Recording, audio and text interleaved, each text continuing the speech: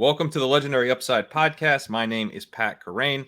Also, welcome to the SportsGrid Fantasy Football podcast. Welcome to Full Tilt YouTube channel, or wherever you're watching this, because we're doing a collaboration series of podcasts here to talk about Dynasty rankings that Legendary Upside now has in partnership with Davis Mattek and Jakob Sanderson.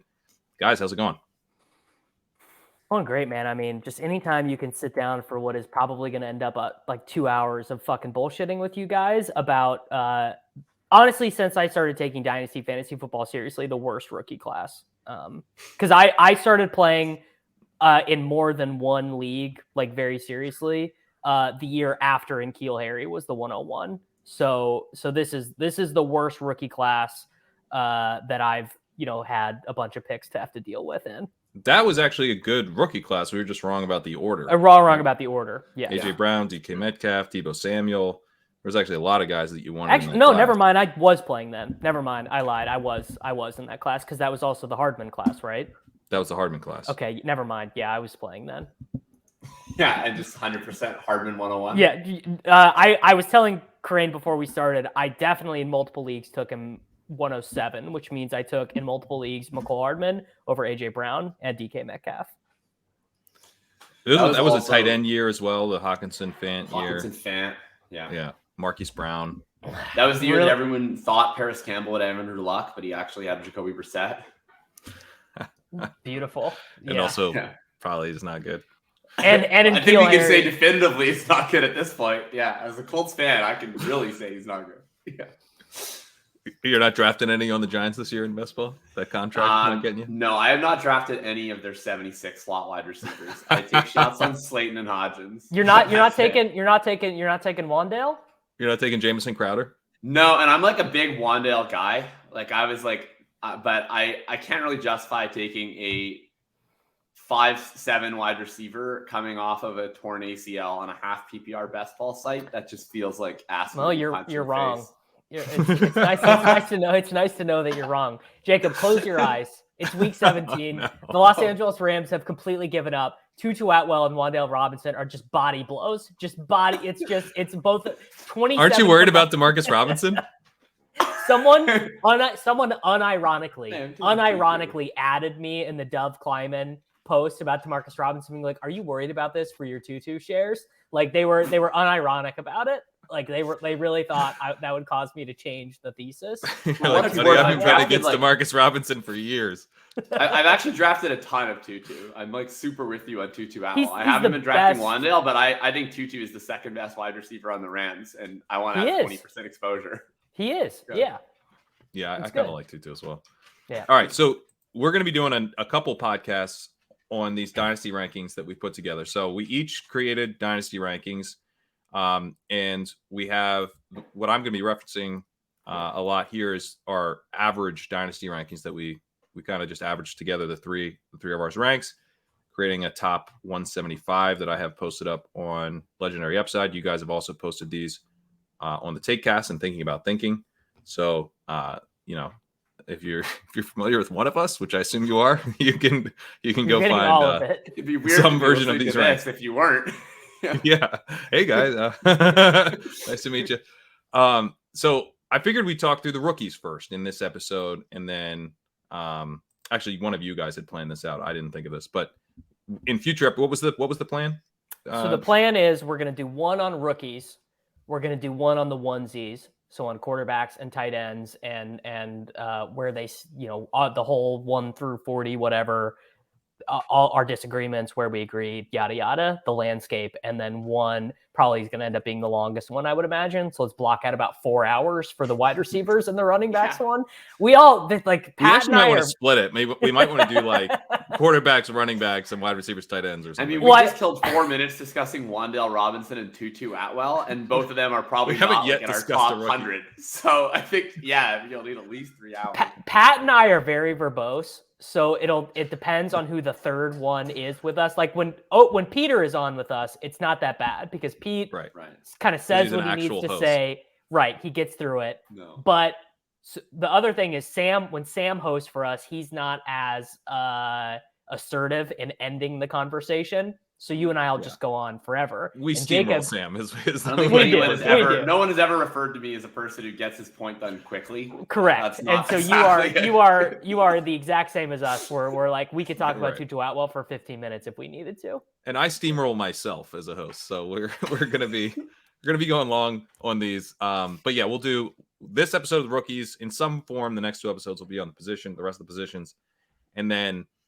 I was also thinking we could do a mailbag pod to close this out. Would be kind of a fun way to do the 4th ep. So that's what you have to look for. A month of Dynasty talk as we, take a little bit of break from best ball on this channel. But let's go and dive into the rookie rankings. So Bijan Robinson came out first, and we didn't do separate rookie rankings. These rookie rankings are baked into the overall together. Yeah, which actually I think it might be worth kind of talking about that off the top. Because they're in a different order. My guys were in a different order than my rookie rankings. Yeah, which I think is an interesting dynamic to think through in Dynasty in general.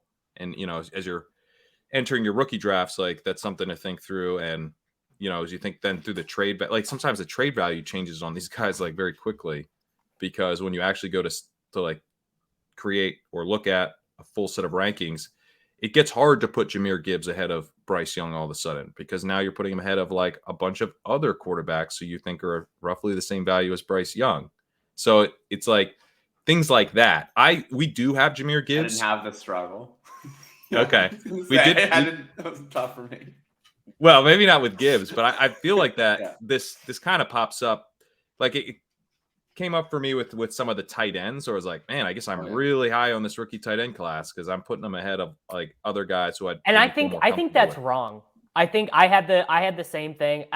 So the rankings that I used for a lot of trades in the leagues that we're in that are not on the FFPC, so with very like-minded people, before Karain launched his site, was Amiko's rankings on ETR, and he would always have. Like I'm pretty sure he's got Kincaid ahead of Kelsey right now, or at least did at one point, which is in these leagues very defensible because no one is thinking in the 3-year window. Everyone is thinking like I want to maximize 8 years of this guy because that just for whatever reason that's like try and trade Joe Mixon in one of these fucking leagues. You're gonna get nothing. You're gonna get and the same thing applies to a 34-year-old Travis Kelsey. So I did see that. And the guy I had the largest discrepancy between what my rookie rankings were and where I placed him in the overall was Anthony Richardson too, because in the rookie draft, in this 2024 or 2023 rookie draft, there's so little. I think the risk of taking Richardson and him blowing up, I don't think you're passing on the next AJ Brown with any of these guys. I do not see that. But in a startup or in trading for him, you are taking on a gigantic amount of risk with Anthony Richardson. I think it's insane to suggest that you're not, right? I don't think you are. I think if you're like a set it and forget it guy, yeah, you totally are. But if you're like Trey Lance was worth more after his rookie year than he was entering his rookie year. Sure. That's the way this shit goes. So if you are the type of person who can, and I didn't trade Trey Lance in a league where I took him as a rookie until this offseason. And it cost me quite a bit to move from him to Justin Fields, who also might turn into a 0.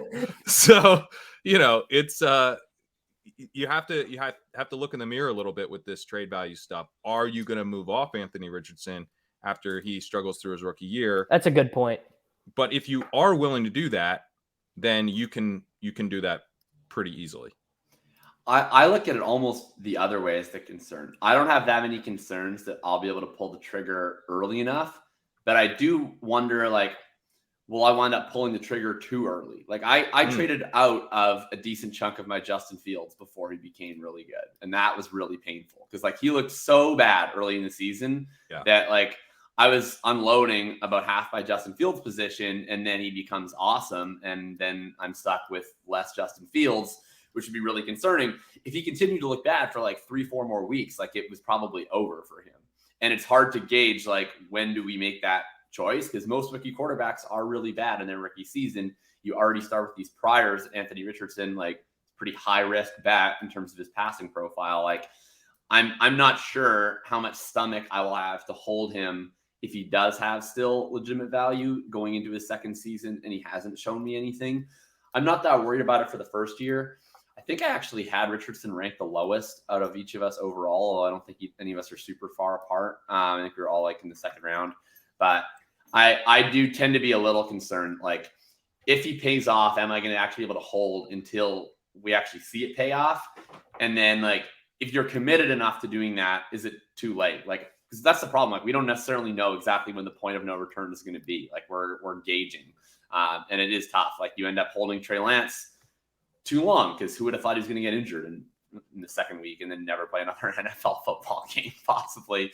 And like, it's like Jalen Hurts, another guy where it was very like touch and go that whole second season. It was like 1 week he'd be like, people have memory hold that they're like that Jalen Hurts was very gettable, right? For a time in Dynasty. Super gettable because like it felt like every week it was like shifting where it was like, is this guy going to get replaced? Like, or is this guy going to be good? And like, I don't think we really knew that the answer was good. Honestly, I don't even know if we knew for sure the answer was good until the third year. Like, even in that offseason, right? There was like the rumor they tried to trade for Russell Wilson. He was horrible in their playoff loss. He was horrible. Yeah, he was not good. Yeah.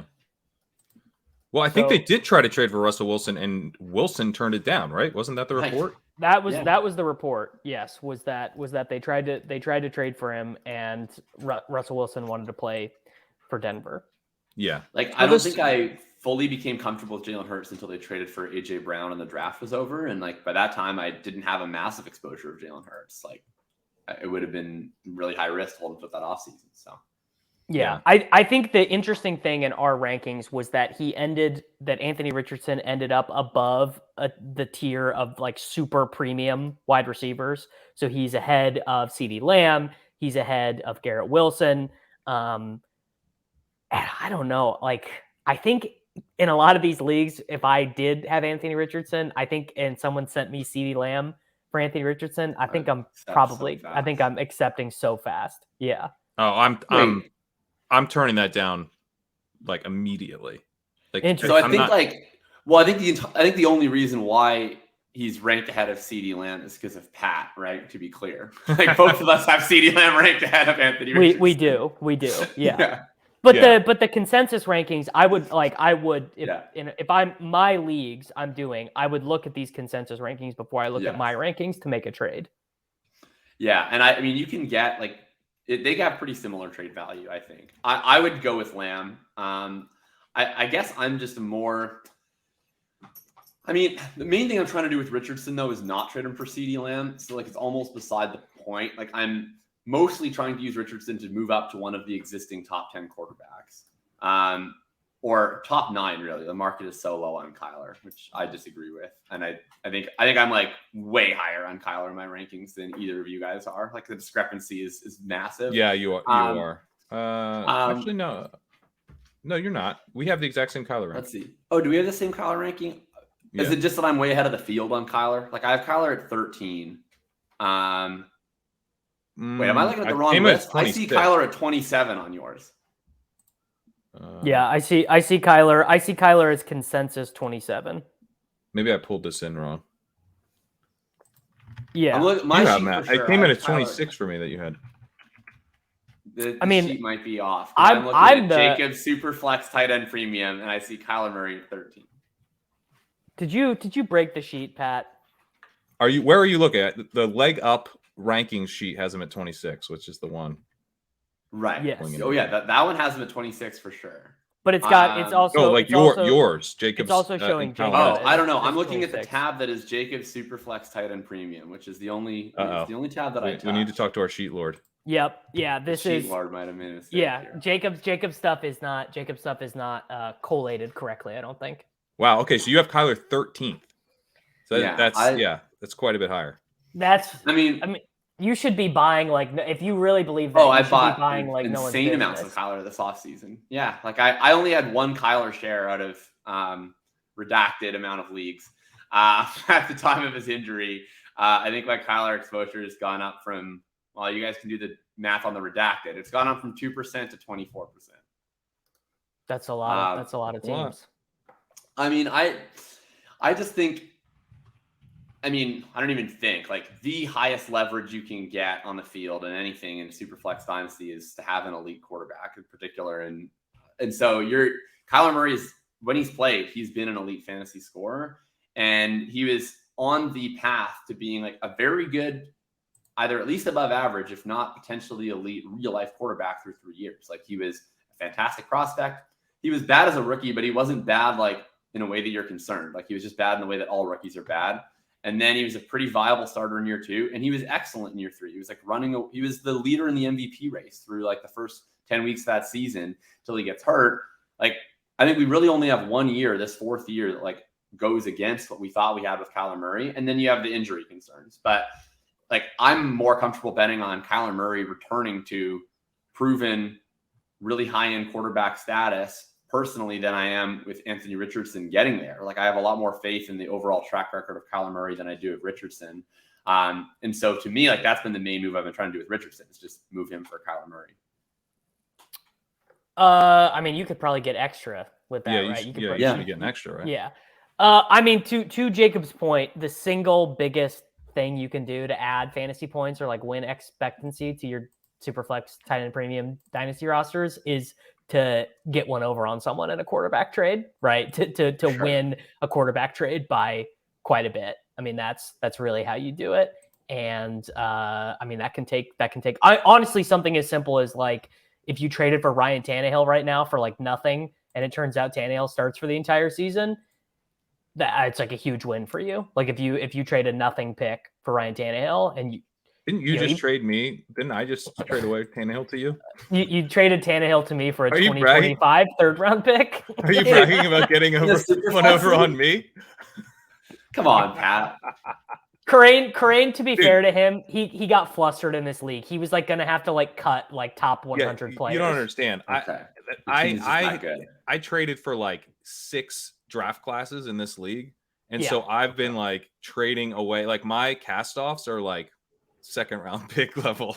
Like so it's a flex that you gave away Ryan Tannehill for nothing because your team is so good that you would have had to cut him otherwise. My team is super loaded, dude. Although I do still have Terrace Marshall, so it's not that loaded, but it's pretty loaded. So you guys, why are you guys so bear case on Kyler? I mean, you're with the market, to be clear.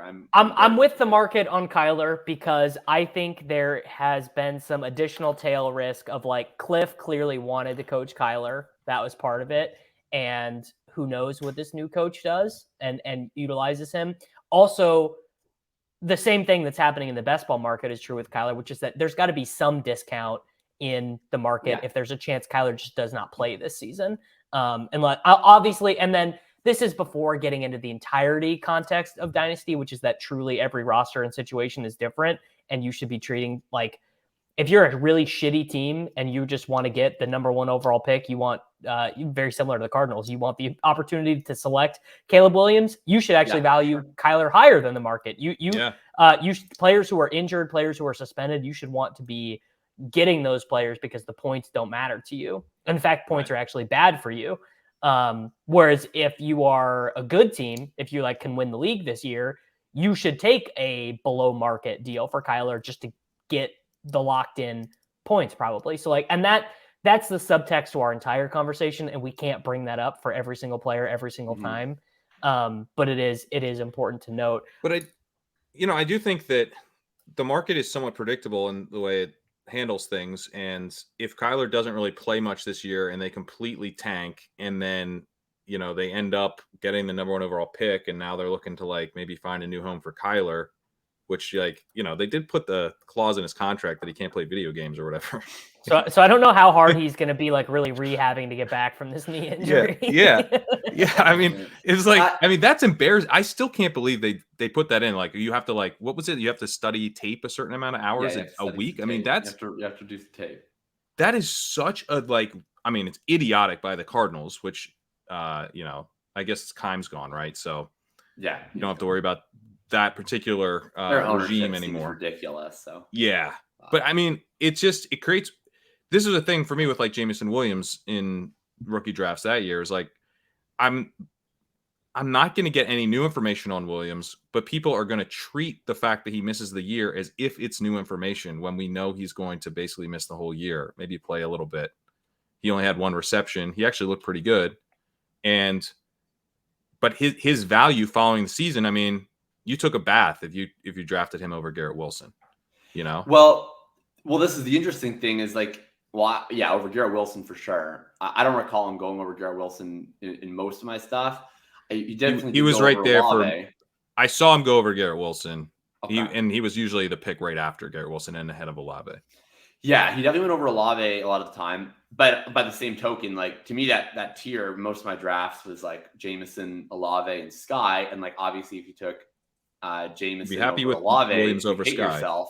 If you took Jameson over Sky, you like yourself. I mean, compared to like the market, although I'd say their value is like not that far apart right now post suspension. Right. Post suspension, but pre gambling suspension, like if you just purely ADP, like Jameson had gone up in value in terms of like his ADP, his keep trade cut. Like I actually thought that the market was weirdly rational about where they were like, oh, like the downside of Jameson Williams was that he wouldn't be very useful to us in year 1. But like now that's over, so we're more optimistic. I was like, no, I think the market. Take. I actually think the market was. So I agree with you that it was rational in that sense, but I think the idea that he recorded 1 reception while being physically healthy enough to play games should probably have been honestly to me a bigger red flag than the gambling suspension. And when paired, Crane had a great line to me via DM when we were negotiating a trade because I was trying to offload Jameson Williams, and he was like, "He's just Detroit Lions Kadarius Toney." Yeah, he is. That's correct. Yeah. He is. Yeah. Right. And that's bad. That's bad from a guy that you drafted pretty high with your 2022. And you're giving up so much upside. Like the thing, okay, if you go from Richardson to Kyler, I really do want that extra piece that the market would say you need, because what you are also giving up is Richardson's a stud.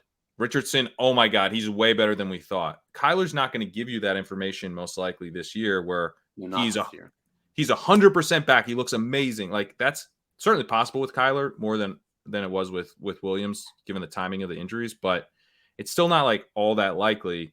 Those like tail upside cases, I would like to have them in my range, you know? And I think you get that with Richardson this year.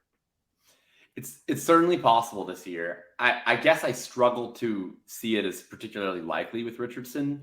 Just like his college profile is not great from a passing perspective. There's some good aspects to it. Like you wrote a lot about his deep passing and that being impressive. And I really, really enjoyed that piece.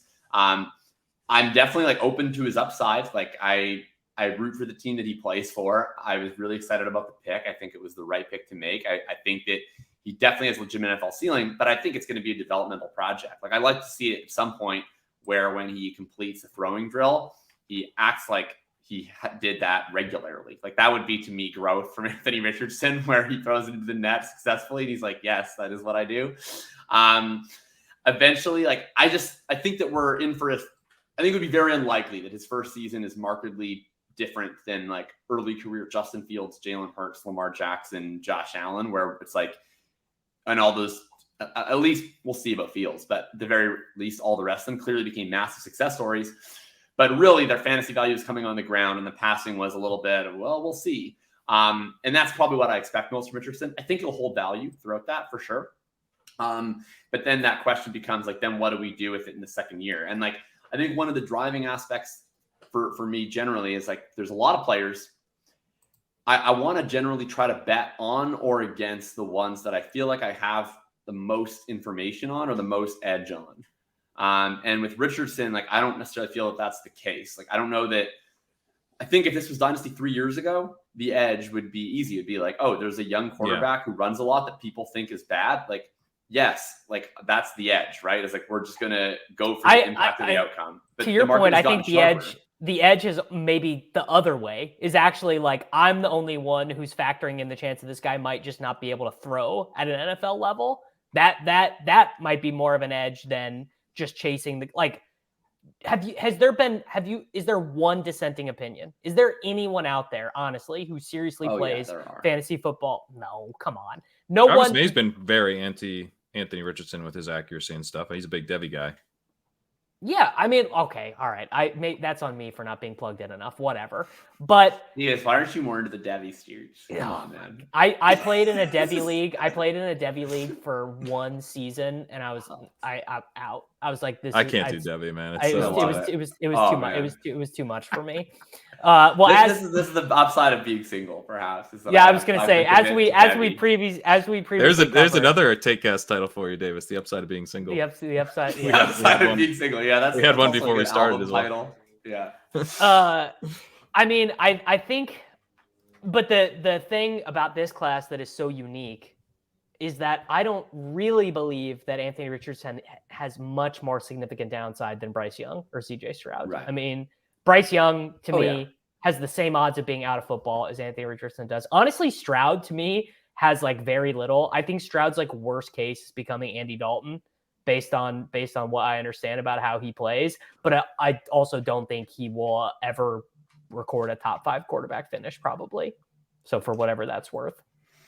Yeah, I agree with that. I think that's fair. Two among the rookies, right? I think I'm just more willing to trade him away for like some of the more proven options. But among the rookies, like if I want the clock at 102, it's Richardson every single time. Sure. Yeah. No. For a rookie draft, we're in agreement. But from like a startup, trading, whatever, I don't have that much interest in having Anthony Richardson on my. In fact, I took Anthony. I am a co-managed FFPC league with Leone and Dink. I think it's a $1,500, $1,200 triflex, and we drafted Anthony Richardson and then traded him away immediately. We took him at 102, and I don't remember. Let me go look up the exact transaction. But we were all on board with the idea of taking him and then immediately trading him away at what we thought was pretty close to like really high value, like one of his higher points. I don't know. I guess I'm the Anthony Richardson bull on this show because I just feel like you're getting with Trey Lance. He was being drafted very highly, partly because of the Kyle Shanahan stuff. Where like once he gets in there, he's gonna put up so many points with these weapons and this coaching. But we're gonna have to wait for Jimmy G to get out of the way. We're gonna have him pass Jimmy G. You know, the draft capital supports that they're gonna give this guy his shot. Unfortunately, he's probably bad because they're not interested in really ever giving him a shot. Yeah. So, you know, you do have to have the downside outcome in a situation like Lance for him to never get the shot. With like in terms of the player evaluation part of it, he just wasn't what they thought. At least it seems like Steichen likes Anthony Richardson. I don't ever remember and it's going to play him right away. That's what I'm driving at here is that you're not going to get like he's not like you're going to have to sit behind Gardner Minshew for a whole year and then hope that he was good behind the scenes so that he gets his shot. He's going to play. And if he's going to play as a rookie, he has to be terrible not to play as a sophomore. And so you're just getting like the value I think it's going to go up. As long as he's out there playing games, the value is going to go up. Like Justin Fields literally led his team to the number 1 overall pick last year. And we're all like, he's done it. He's great. We're in. Like Justin Fields. I'm not in. I'm like so out of Fields. The market is in. The market is in. Yeah. You guys are sharp because I think the downside on Justin Fields remains very high. It's the same downside it was last year, which is that they decide just to not pick up his 5th-year option and move on from him. It's in some ways the downside is like lower on Fields than Richardson. Because like there's like he's closer to Fields is closer to the end of his contract. Exactly. Decisions need to be made on Justin Fields and they could be made in the wrong direction. And Fields is more expensive, so you're like, that's his value's a lot less insulated. I guess my only difference insulated now currently his value is much less insulated than Richardson's for the next year. I think maybe the only pushback I would have is that the priors on Fields were like very high. Like this was a guy who was thought to be the second best quarterback in that class. Yeah, but from people from the fantasy community, right? Like the fantasy community generally had very good priors on Fields. Like the narrative coming out of the draft was like he was underdrafted. He should not have fallen to 11. Like he should have been taken number 2 overall. Like that was very much the fantasy community's view. Obviously not every single person in it, but like the consensus view is that Fields you were right, was a conventionally good prospect. We were right. Yeah. Right. Yeah. Like that. So there was a lot of Fields bulls. Like And then even now, like you'll see, like a lot of people, like their reason for why they think Fields is great is just like, yeah, like Fields was a great prospect and he will be great. It is his destiny to be great. And like everything that has been bad about him so far is not his fault. And like, he will be good. Like, that's just like, there's a lot of Fields trutherism and blind faith in the like long-term profile of Fields that I don't think there is in Richardson. Like in Richardson, it was very much like this guy is really cool. And wouldn't it be fun if he got drafted high so that we could have like another fun, cool thing in Dynasty? But there's not like a lot of people. That is exactly what the argument is. Yeah, like there's not a lot of people that will go to the mat for Richardson trutherism. Like I like Anthony Richardson, and I was pumped that he went super high. But like my level of confidence in Richardson is not like super high. Like if it turned out he was bad, I don't think anyone would be overly shocked. Yeah, and even me is kind of like, I'm going to the mat a little bit, but I'm going to the mat on, no, it's even funner and cooler than you might think because he throws deep. It's the downside, I've never really defended the accuracy. I think the accuracy is a major red flag. And no, but didn't you see the clip of him at camp throwing it into the net from 4 yards away? I sure did. We shared it on ADP chasing. I cannot wait. That was a big red flag for me. I can't wait. Not like how he was so jazzed. I did not like how excited he was for completing it. Come on, the air guitar. I mean, that's a sweet. I mean, he's got swag, but I was just like, dude, like you must be 1 for 10 on that drill. I love that. All right, what aren't we seeing? I was what aren't we seeing in these clips? I was like Zapruder, like filming that clip. Like I was trying to look at the teammates, and I was like, are they happy for him? Are they dancing? Are they relieved? Are they cringed? Like what's like does he have his drummer in this band, or is he just a solo act? Is it a solo operation? Is this acoustic? Yeah, and it seemed like the team was just like, yeah, that's AR. He definitely seems to have a thing where like every time he completes a practice element correctly, he needs to do some sort of like dance maneuver, right? It's like if he completed something at a pro day, like he needs to do a cartwheel, like. I don't know. His teammates probably love him. He's a fun guy. He's a fun guy to be around. I mean, I hate to do this, guys, but we are 45 minutes into this podcast, and we've talked about 2 of the rookies. Actually, one, I think. Oh, Stroud. I want to back up a little bit. I brought up the overall rankings here. I want to rewind here. I want to talk about. Bijan. Let's talk about Bijan and where he sits in the overall rankings here. Anyone who got gifted the 101 feels very happy to do it and to have him. My guess is that startup drafters are going to feel less happy about clicking that button, just looking at their teams, not even talking about the points he's going to score, but they're just going to be doing their roster baiting. And they're going to be like, man, imagine if I had Trevor Lawrence instead of Bijan, I'd feel a lot better about it. Well, there's a really weird aspect with Bijan for me that plays into like drafting off these rankings in a startup versus trading off these rankings in an existing league. It's like, I think you almost can't take Bijan in the first round in a startup because the only elite quarterback you'll reliably get coming back to you in the second round, or at least for my definition of elite quarterback, is Kyler. But you take Kyler and Bijan, it doesn't make any sense. Like that's not really like a pairing that makes a whole lot of sense. No, it makes no sense at all. Orienting your startup. So if you take Bijan, like you're kind of locked into like Dak as your QB1, and then you're locked into like, I'm not really sure what I'm doing here for the rest of my quarterback. So like Bijan from a round 1 startup pick just screws you structurally so hard that I value Bijan higher in existing leagues than I do in startups, unless I'm making a lot of trades. In existing leagues, like I've been buying Bijan, and I found him to be pretty liquid. I just view him, Chase, Jefferson as kind of a cut above the rest in terms of their likely insulation and like the luxury of that pick. So like any team that I have that I think is loaded, like I want to just compile a bunch of my other B tier assets at like my positions and consolidate them into one glorious Bijan Robinson. Good teams should really want Bijan because I think I've been comping him to Saquon this offseason, where like even when Saquon got hurt, or honestly, Saquon is like not even that good relative to what we kind of thought he would be. Like Saquon is still, I mean, what do we have him in our consensus? Like he's in year 6. He's heading into year 6, and we still have him because he's on the franchise. Yeah. Okay. We got it. So year 5. I'm sorry. They picked up his rookie deal. So yeah, year 6. Yeah. they picked up a And safety he's been hurt. He's been inefficient. Like obviously he's still a good fantasy asset. I'm not saying he's not, but because he is, and I've said this before, but because Saquon is a meme, I love this take. There's a mimetic quality about Saquon that helps him hold his value compared to someone like, I don't know, Joe Mixon or whatever, or Josh Jacobs even.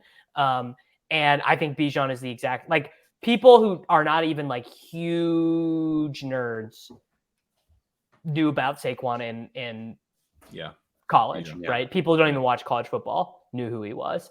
And that matters. And the same thing is true of Bijan. Bijan has been a thing for a long time. I don't pay a ton of attention to college football, and I kind of do all my cramming as the season's winding down and at the end of the season. But I kind of use my own, like, I'm a normie in a sense there, and like I knew about Bijan a couple years ago. Yes. So that's another thing, It's like Bijan is fully a meme.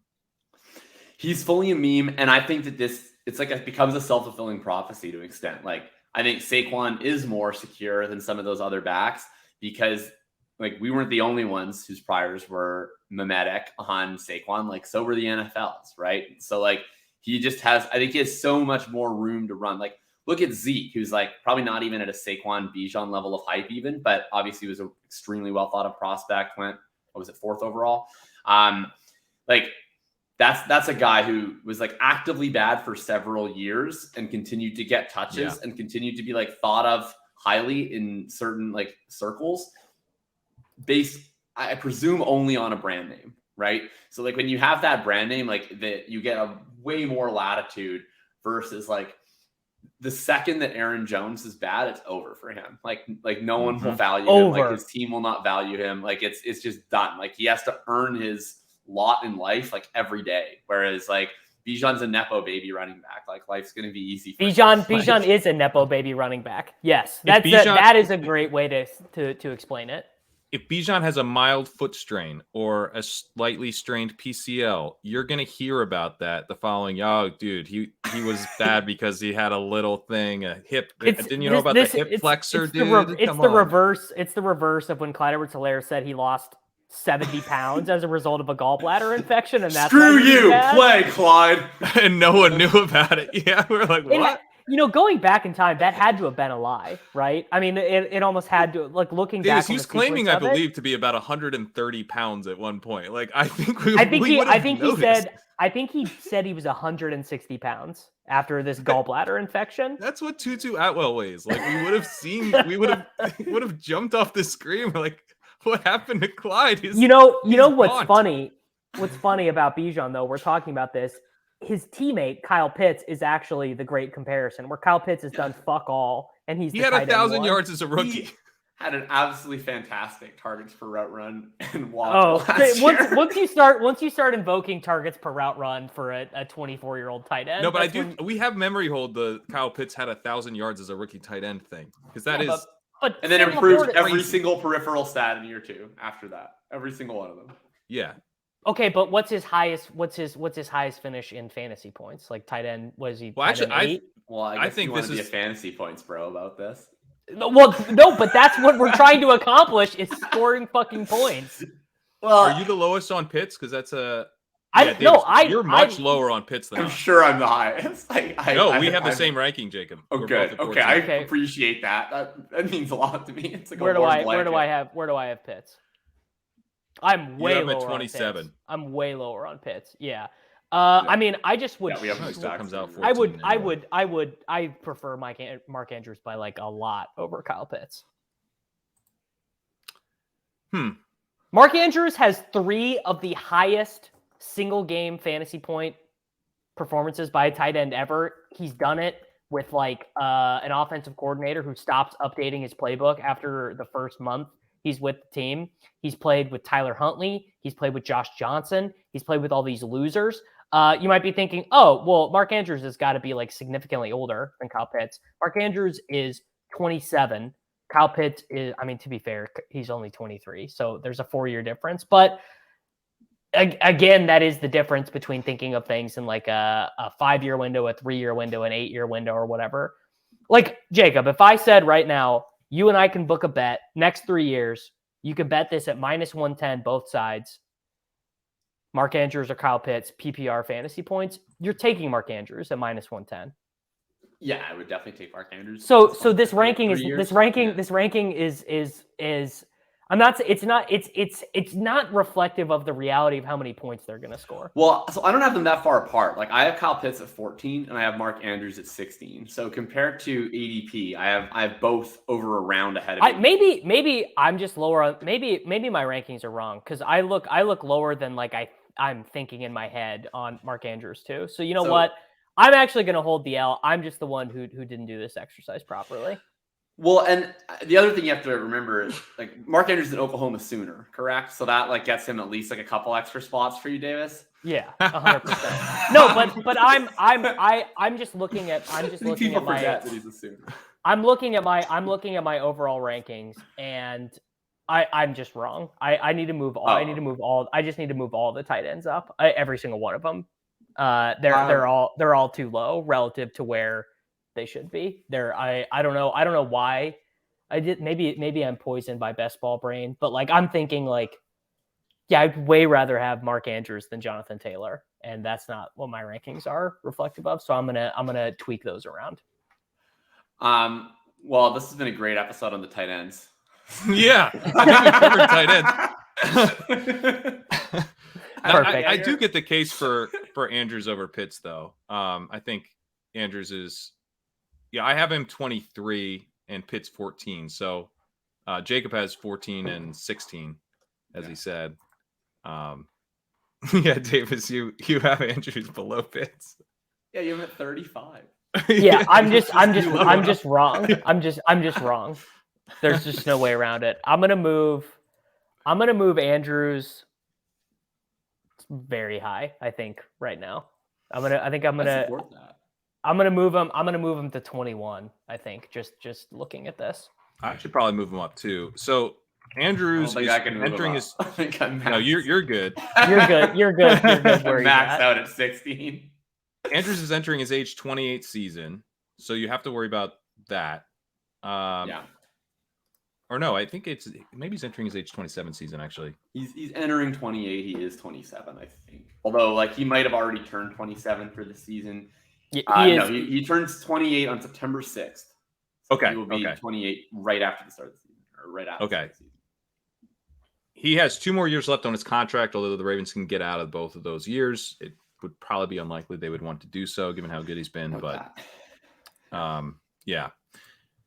So the age question is really with how insulated is Andrew? Like, what if Andrews suffered a major injury this year?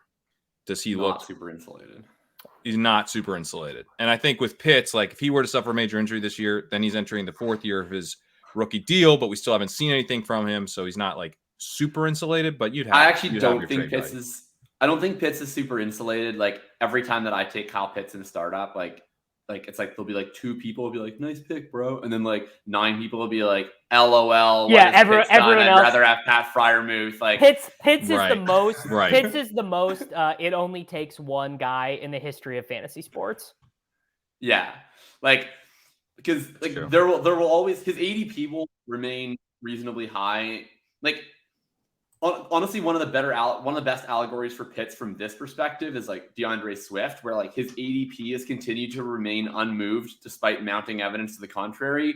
But that's like, it used to be like 10 out of every 12 league mates love DeAndre Swift. Now it's only like 2, but they still take him at the same spot. So like his ADP reflects that. It's just that like the amount of consensus around it. Like for instance, like Pitts is like a guy where like he's not very liquid, right? Like at this point, anyone who is like Pitts curious has cashed that out to a willing buyer. At this point, he's pretty much only in the hands of the truthers. So like you can get my Kyle Pitts shares over my cold dead body, but like I'm not very likely to add that many more because everybody else who has him at this point, like they've been through the same heartbreak that I have, and they're continuing to fight.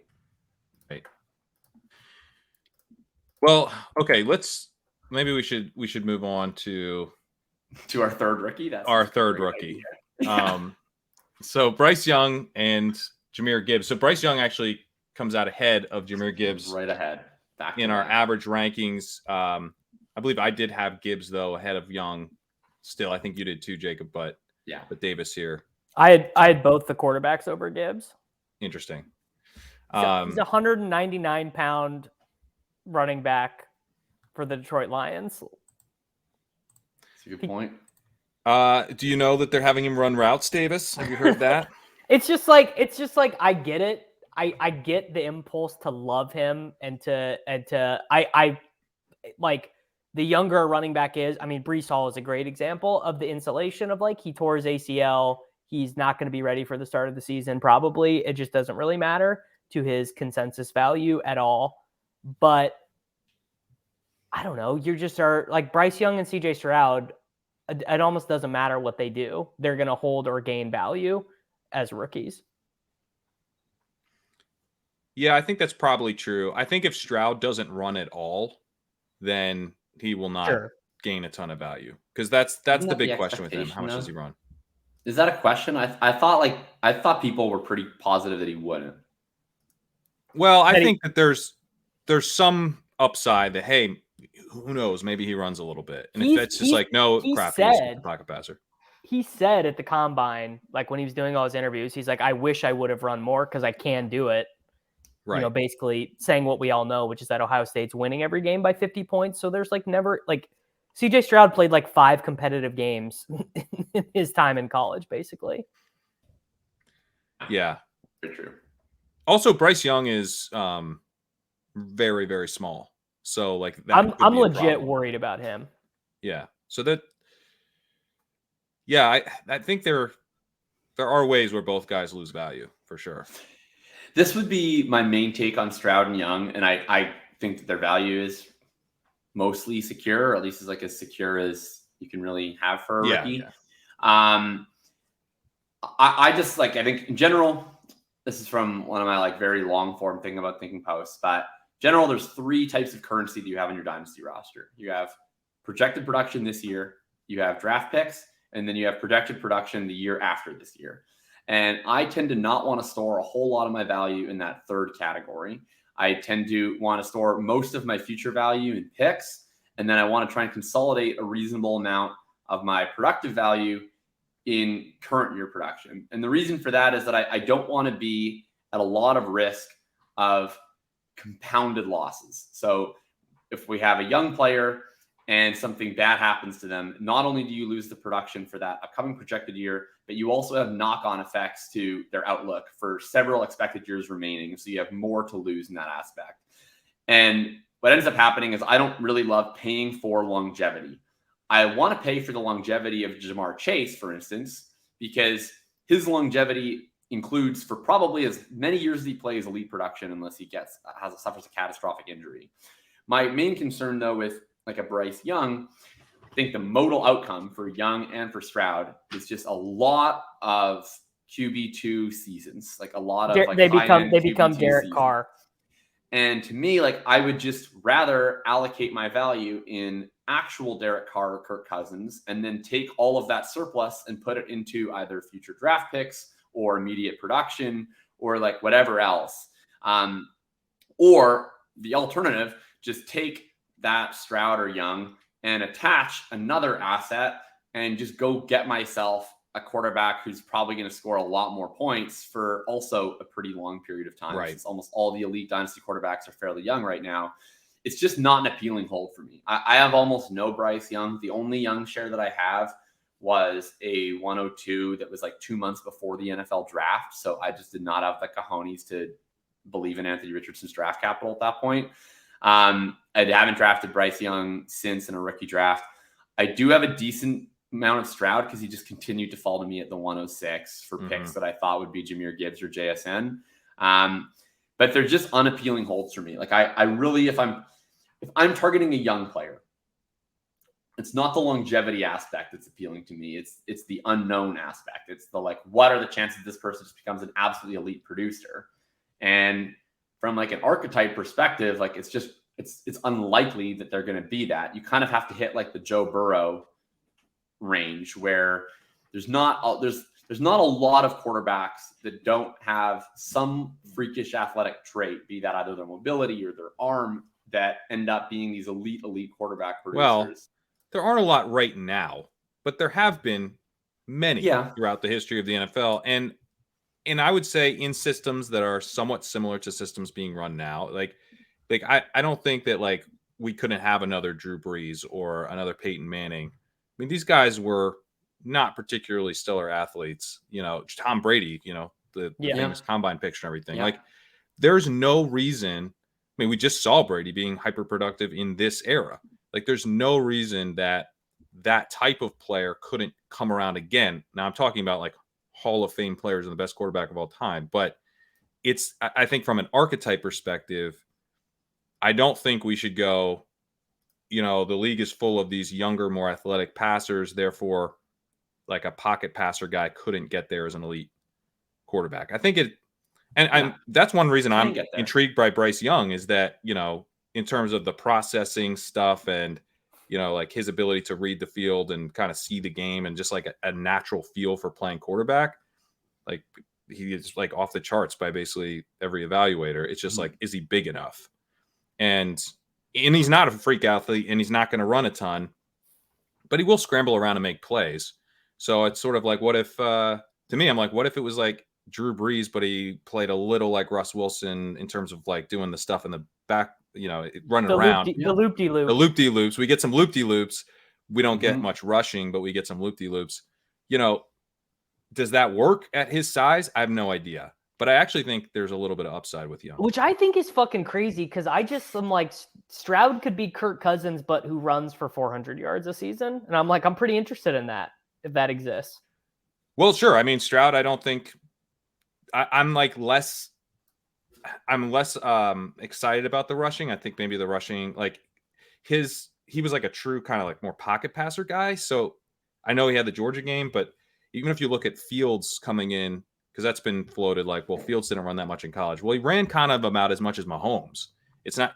He wasn't Lamar Jackson or anything, but he wasn't totally stationary.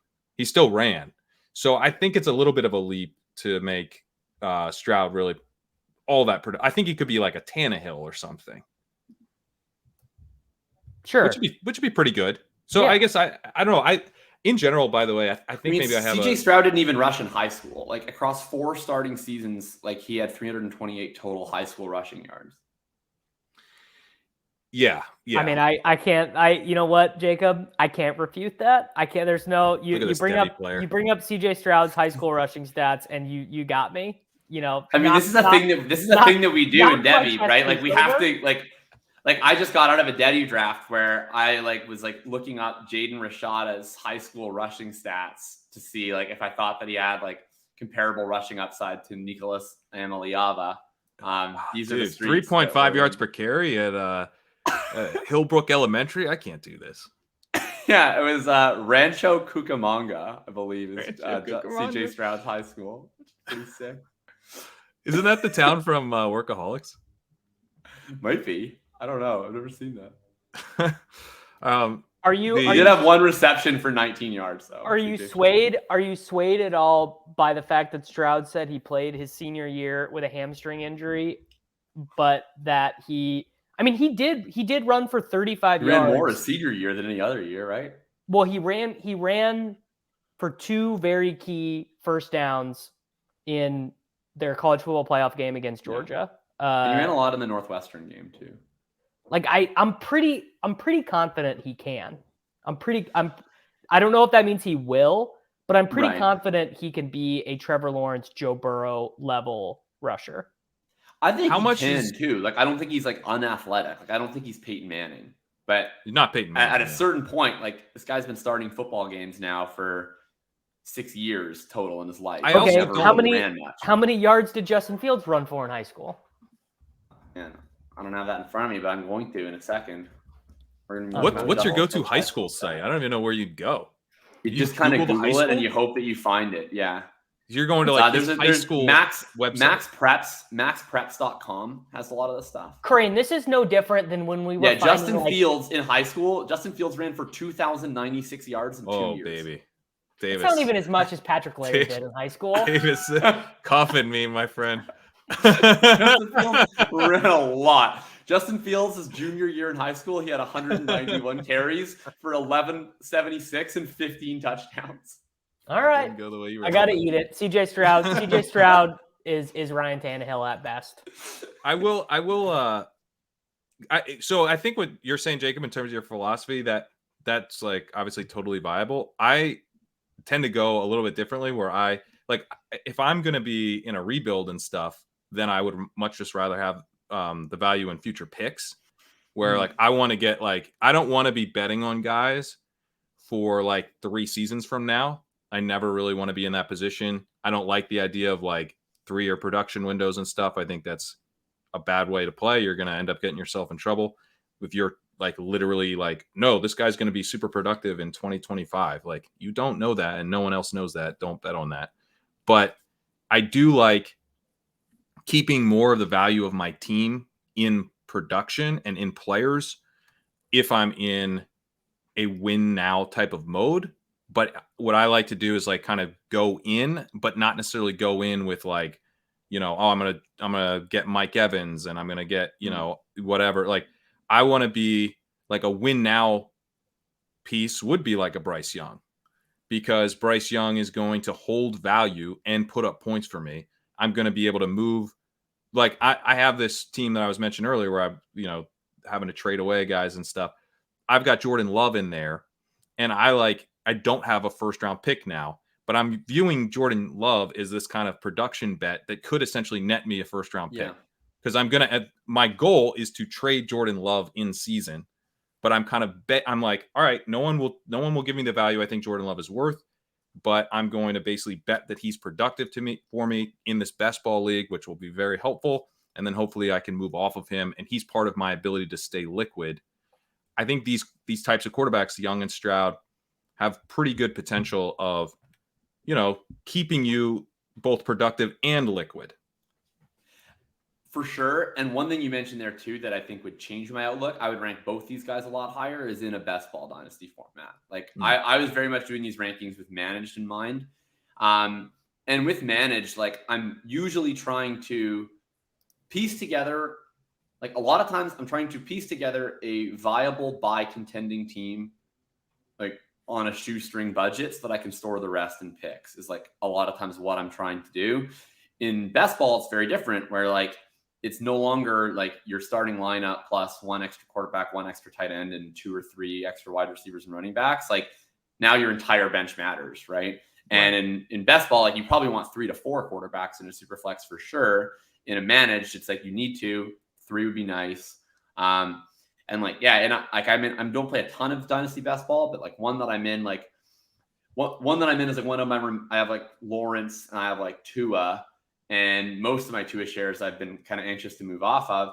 And now I'm like, no, I'm actually good with this. Like, cause I kind of have this young guy who's going to have spike weeks, probably a long time, provided the concussion stuff works out. Like I'm a lot more comfortable. I mean, I see Tua quite similar to Stroud and Young, and I'm a lot more comfortable having that archetype in a best ball format for sure, where you're kind of just setting it and forgetting it as part of your quarterback room for a long time, and where there's way more of an opportunity cost to storing surplus value in picks. Yeah, that makes a ton of sense. All right, let's move to the next tier here. So it's a pretty big gap. Young, Gibbs, Stroud, JSN. I mean, so far, I mean, our overall rankings reflect kind of the consensus on this rookie class, where we have Robinson and Richardson kind of each in their own tier in a sense. And then Young, Gibbs, Stroud, and Smith and Jigba kind of forming a clear tier of their own, plus that big tier break that everyone kind of felt in rookie drafts. It's the tier break. If you had the 108, I'm praying for you. It wasn't fun. 109 was worse because you're right. Yeah. As we see, I always thought it was 107, but I guess Davis, you're a big Addison guy, right? I just think he landed in Jordan Addison is the Bryce Young, CJ Stroud of rookie wide receivers, where it's like, sure, he's never going to be Jordan Addison. Jordan Addison will probably never post a top 12 finish or whatever, but he's gonna, not in the same style of production, but Mike Williams his way into being like a perfectly cromulent, wide receiver 3 in Dynasty. Like he's gonna post a lot of 80 catch, 900 to 1100 yards, 6 to 8 touchdown seasons in this current Vikings construct. I can't argue with anyone who uses the word cromulent. Davis That is was the only incredible. person I've heard use cromulent, and he uses it correctly and frequently. It's because it's a really good word for fantasy football because it means exactly what you want it to mean. I would never, I can't think of a context in my real life where I would use it, but for fantasy football, it's yeah, he's fine. No one is like, I mean, I'm sure there's always someone in fantasy football. As I learned the other day, tweeting about Juju Smith-Schuster, like there are Juju stands out there. So there's always someone, but I can't imagine the guy who's like jazzed about Jordan Addison. It's like it's good where he landed, but he'll never like his best case scenario is being in the T Higgins zone of like, yeah, he's going to score a lot of fantasy points soon. And then like kind of doing it, but not really doing it because he's in the shadow of someone who's just so much better than him. I mean, the perfect way to describe Addison is that like he's not near the top of our ranks, and yet there was an entire radius of 6 in terms of the divergence. Yes, it was like we each had him ranked between 45 and 51, and it's like, yeah, that's where Jordan Addison will go. Like we on the same page. The funny thing is that Davis is the 51 there, so and not that you're like we're all very close, but I would say that's a cromulent ranking. Yeah, you're technically the lowest on Addison, and it's not really a knock. I think he's definitely like one of those guys. You can easily see him becoming like a Devontae Smith type of fantasy guy, where we're just locked in. I think that would be like a great outcome for him if he I don't think he's that good. But that's the play, right? It's like the team can't cover this guy. Maybe he's more of like kind of a Thielen-y type of ADP type of play, where maybe he's going to go more in the 4th round instead of the 2-3 turn. But I mean, the hope is that he literally just turns like Adam Thielen was beyond dust last year. The Vikings hope that by like week 5, Jordan Addison is just Adam Thielen for them. That's what they want. I mean, he could be Tyler Lockett. Yeah. I mean, that's a great outcome. Yeah. I mean, although I mean, you'll get people who say those people are wrong. Yeah, they are. Tyler Lockett's great. But I mean, DK Metcalf is not as good as Justin Jefferson and is not the target dominator that Justin Jefferson is. That's the tough part. Are you guys worried at all about the Vikings quarterback situation? Because I guess I didn't really factor that in a ton. No, dude, no. They are that is the couple who's staying together for the kids. Like neither party's happy about it. Cousins is like 35. I don't know, man. Cousins and they finally didn't extend him this year. It's the first time they haven't given him one of those little 1-year LARPing. Total LARP, dude. They are they had the ability to get Will Levis or Hendon Hooker and at least tell themselves a story about building in a plan. No. Not happening. How far down would you rank Jordan Addison if you open up Twitter when we're finished this recording and the first notification you see is the Minnesota Vikings have sent a 2024 3rd-round pick to the San Francisco 49ers for Trey Lance?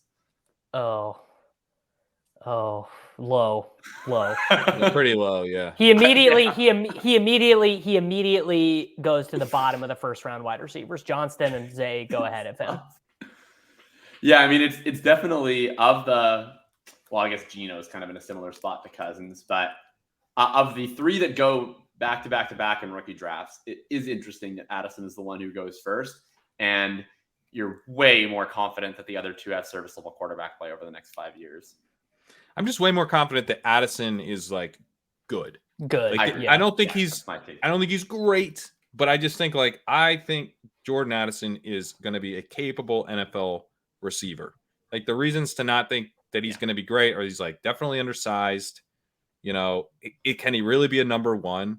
Well, guess what? Who cares if he's going to be a number 1? Because he will never be a number 1 for the next 5 years of his career. He just won't. Yeah. Right. So I'm looking at my rankings and I'm realizing that I have a huge gap between Zay Flowers and Quintin Johnston overall. And I'm pretty sure it's right.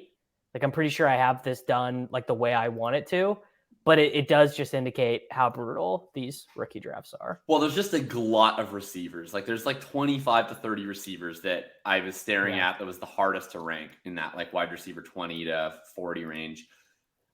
I agree with you, Pat, on Addison. The phrase I keep using on him is he will do the job that a rookie wide receiver is supposed to do, which is to like be good enough, gain in value, and then let you figure out what you want to do with that value in the offseason. Like, whereas I don't know if Quintin Johnston is going to do the job that a rookie wide receiver is supposed to do. Like, I don't think you have to shoot for the home run immediately. I think you want your rookie wide receiver to score some points, put up some nice numbers, gain value, and then you figure it out. Like, sometimes the upside of a rookie wide receiver isn't that wide receiver becoming AJ Brown. Sometimes it's they end up being 50% of the way to a trade for an other elite player. Like that can be the upside case. Yeah. I think as much as possible, we don't want to have to be right in Dynasty. And what Jordan Addison, what he allows you to do is not necessarily be right, because he's just going to chug along and hit his marks in most cases. He's like what Jacob is saying. After his rookie year, he's much more likely to gain in value than I think Quintin Johnston is.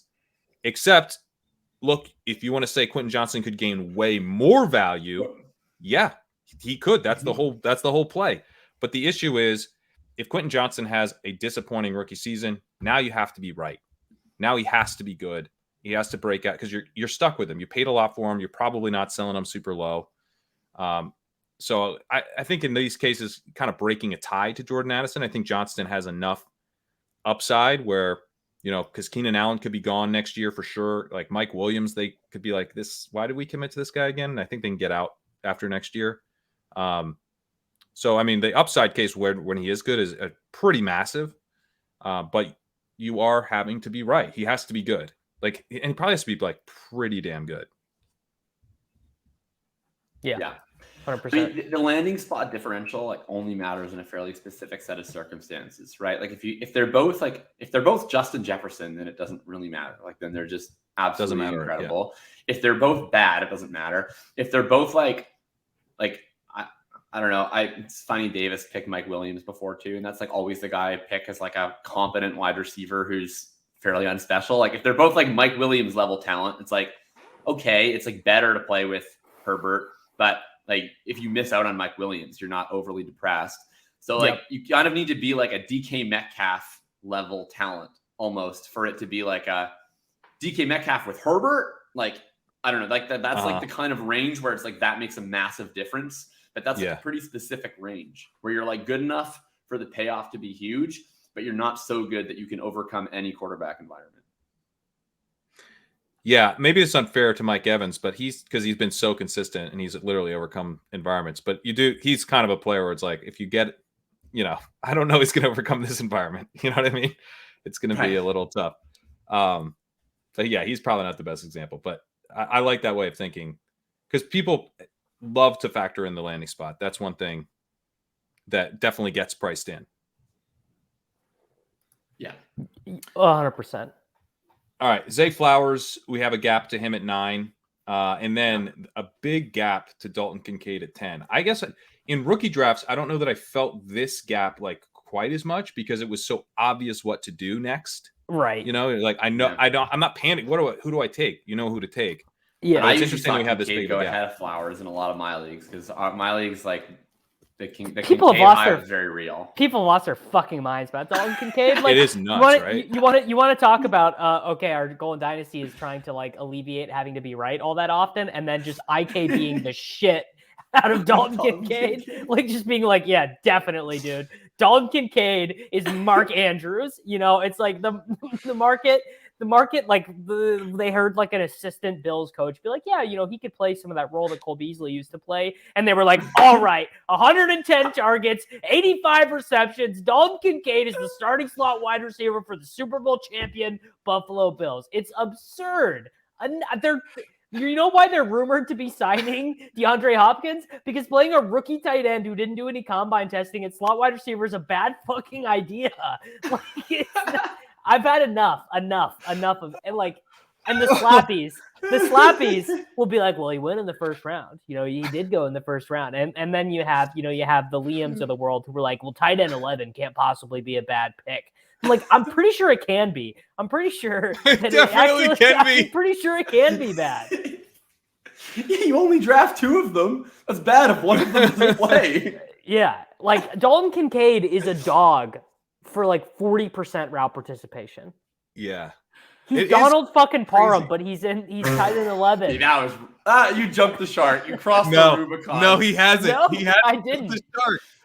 You compared him to Donald Parham as a rookie. As a rookie. I'm not saying he's Donald Parham forever, but I'm saying that his route participation and year one stats are not going to be dissimilar to like the best run of Donald Parham's career. Yeah, it seems like his most likely outcome. Like he's going to be out there doing fun stuff in the red zone a little bit and running routes. Okay, so I give you. Here's the line. Okay, the question is more routes in the year of our Lord 2023, and I say that Dawson Knox is minus 170 and Dalton Kincaid is plus 225. Where are you placing your chips? I'm taking Knox. I'm probably. You're not even taking it plus 225. I'm probably betting pretty heavy on Knox there. Oh, man. Okay. Knox, I think, is going to have the only thing I'm fading there is, I think, injury. I think Knox is going to have no trouble running more routes. He's going to be out there all the time playing tight end because he plays tight end. The fact that Kincaid isn't being talked about like their tight end is a major red flag for his rookie year value. You want your tight end to play tight end. That's where he's going to get the most routes. Like they actually have Deontay Hardy, who's been playing. He's a special teams guy. He's a great kick returner. Yep. He's been making a little noise in camp. They're talking about how he's really interesting as kind of a deep threat. We know they like to kind of play 4 wide receiver sets. Like, so is Kincaid basically competing with Khalil Shakir then, not Hardy, I guess? Yeah. I think he's competing with Hardy because, look, I mean, it's not just directly with Hardy, right? You could have Gabe Davis and Deontay Hardy on the outside and Stephon Diggs in the slot. Yeah. That's pretty interesting. That seems like a real challenge for defenses. Is that a better set than having Diggs and Gabe Davis on the outside with Dalton Kincaid as a seam stretcher? Maybe not. Not if Kincaid is a superstar, then it's not. You'd rather have Kincaid. But having that pure speed from Deontay Hardy seems pretty enticing if Kincaid's, plays like most rookie tight ends do. They've played so many guys trying to get that pure speed role. I mean, John Brown recorded snaps for the Buffalo Bills last year. This is a good time to note that Patrick Kerrane, as he's fighting Dalton Kincaid, is at minimum 10 spots higher than either of the rest of us in the Dynasty rankings on Dalton Kincaid. I agree with you. Like, I think it's because I was so much lower on the Dusty running backs is what happened. But. Right, and I'm Davis and I are willing to swallow up some of the Dusty running backs. I will not. I mean, I was 30 spots lower than expert consensus on Najee Harris, so like I was one of those digits, but I reversed the digits, so I was 0.3 spots below consensus on Najee. All right, Jacob, it's nice hanging out with you. thinking about Najee Harris, like thinking about Najee. Yeah, maybe think a little harder about thinking.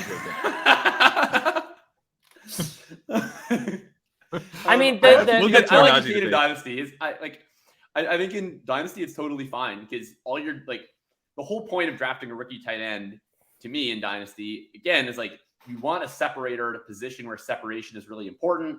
I think that he has a much clearer case to separate than Mayer or Laporta in that he's the downfield option. No. He goes to this really exciting offense. I am lower than you. You were saying I'm lower. I thought you said I was the highest on Kincaid. I thought you were. Am I reading this wrong? I guess I'm reading it wrong. I came out as 96 on Kincaid. Unless why do I have a 59 here? This sheet is causing me struggles. Let me see. I'm seeing a 59, but I may be looking. I think the sorting, whatever sorting you did, seems to have messed up our sheet. Okay, so you have them. All right, I'm just going to look at the individual sheets from now on before I start firing off takes, okay? That's what I'm going to do. So you have them at 96. So, okay, you hate this. Yeah. I harmed your family. Okay, yeah, I'm the highest with them at 75, but Davis is only 4. If you want to look at the formatted rankings tab, Jacob, that I have a color-coded thing in there. You can... Sick. Yeah. All right, let's do that. Okay, I mean, I think in Dynasty it's fine. Like, I think he's with Josh Allen. I really like the profile. He's the downfield option of the top 3 tight ends. I think he's athletic. He looks athletic to me when I'm watching him. Whether he is, for sure, we're not sure. His deployment suggests that he at least has cromulent athleticism. And I think he's in What a if great he has spot. I don't think he's gonna cromulent? do What if shit he has as a rookie- cromulent as a rookie. Pac-12 athleticism? That is possible. That is possible. He certainly has cromulent San Diego FCS athleticism. That's indisputable. I think he has good ball skills. I think Kincaid is just, I don't know. I think he's a totally fine dynasty play at the 110.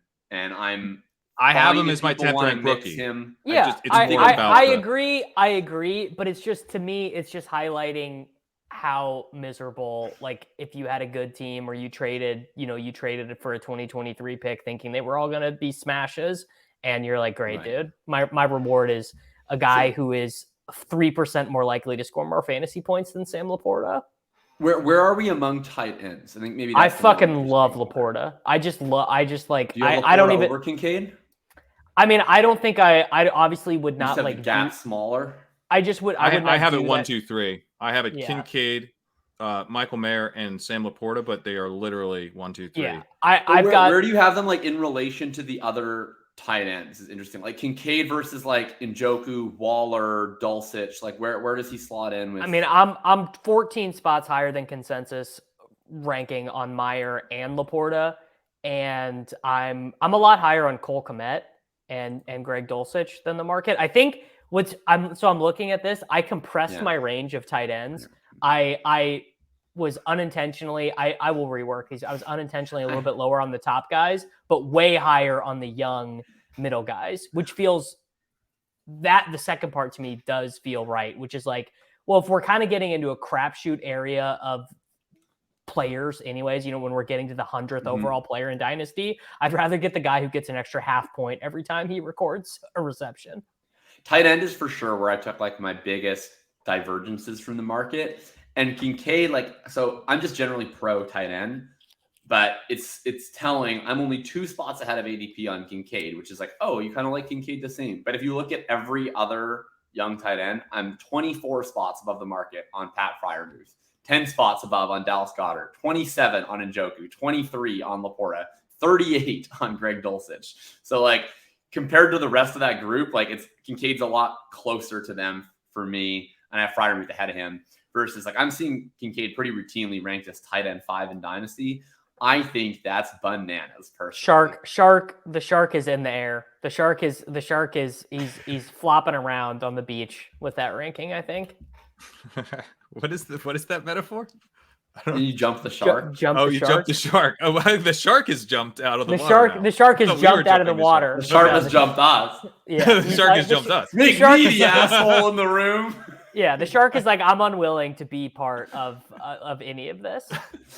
So I agree with you, Jacob. Like, I think I just have a bigger gap to get to Kincaid. So like I have Freiermuth at 76, which is I thought it was high on Freiermuth until I saw you had him ranked 59. I have Freiermuth at 59.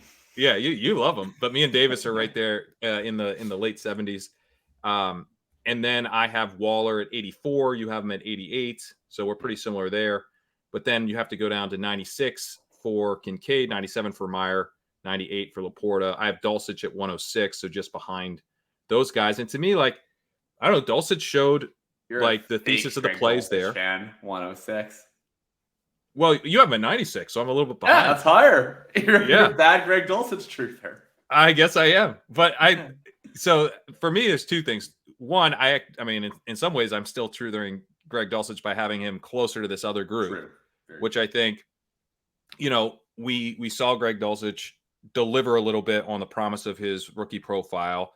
There was some like, does Sean Payton even know who this guy is stuff, but actually the OTA stuff was pretty positive in what Payton was saying there. So I'm less concerned about that now. Jeremy Shockey, Jimmy Graham, Alvin Kamara, Reggie Bush.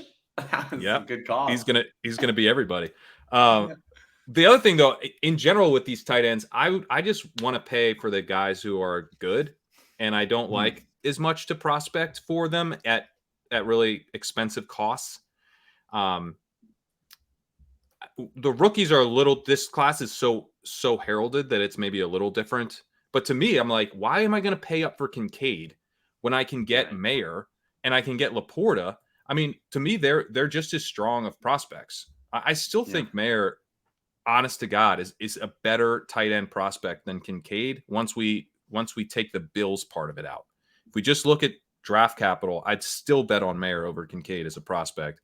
Now, I think it does. Landing spot does matter a bit, especially when you're dealing with the Raiders. God knows what's the Raiders 2024 or 2025 quarterback situation. It could be a disaster compared to Josh Allen. That definitely matters. Not a promise.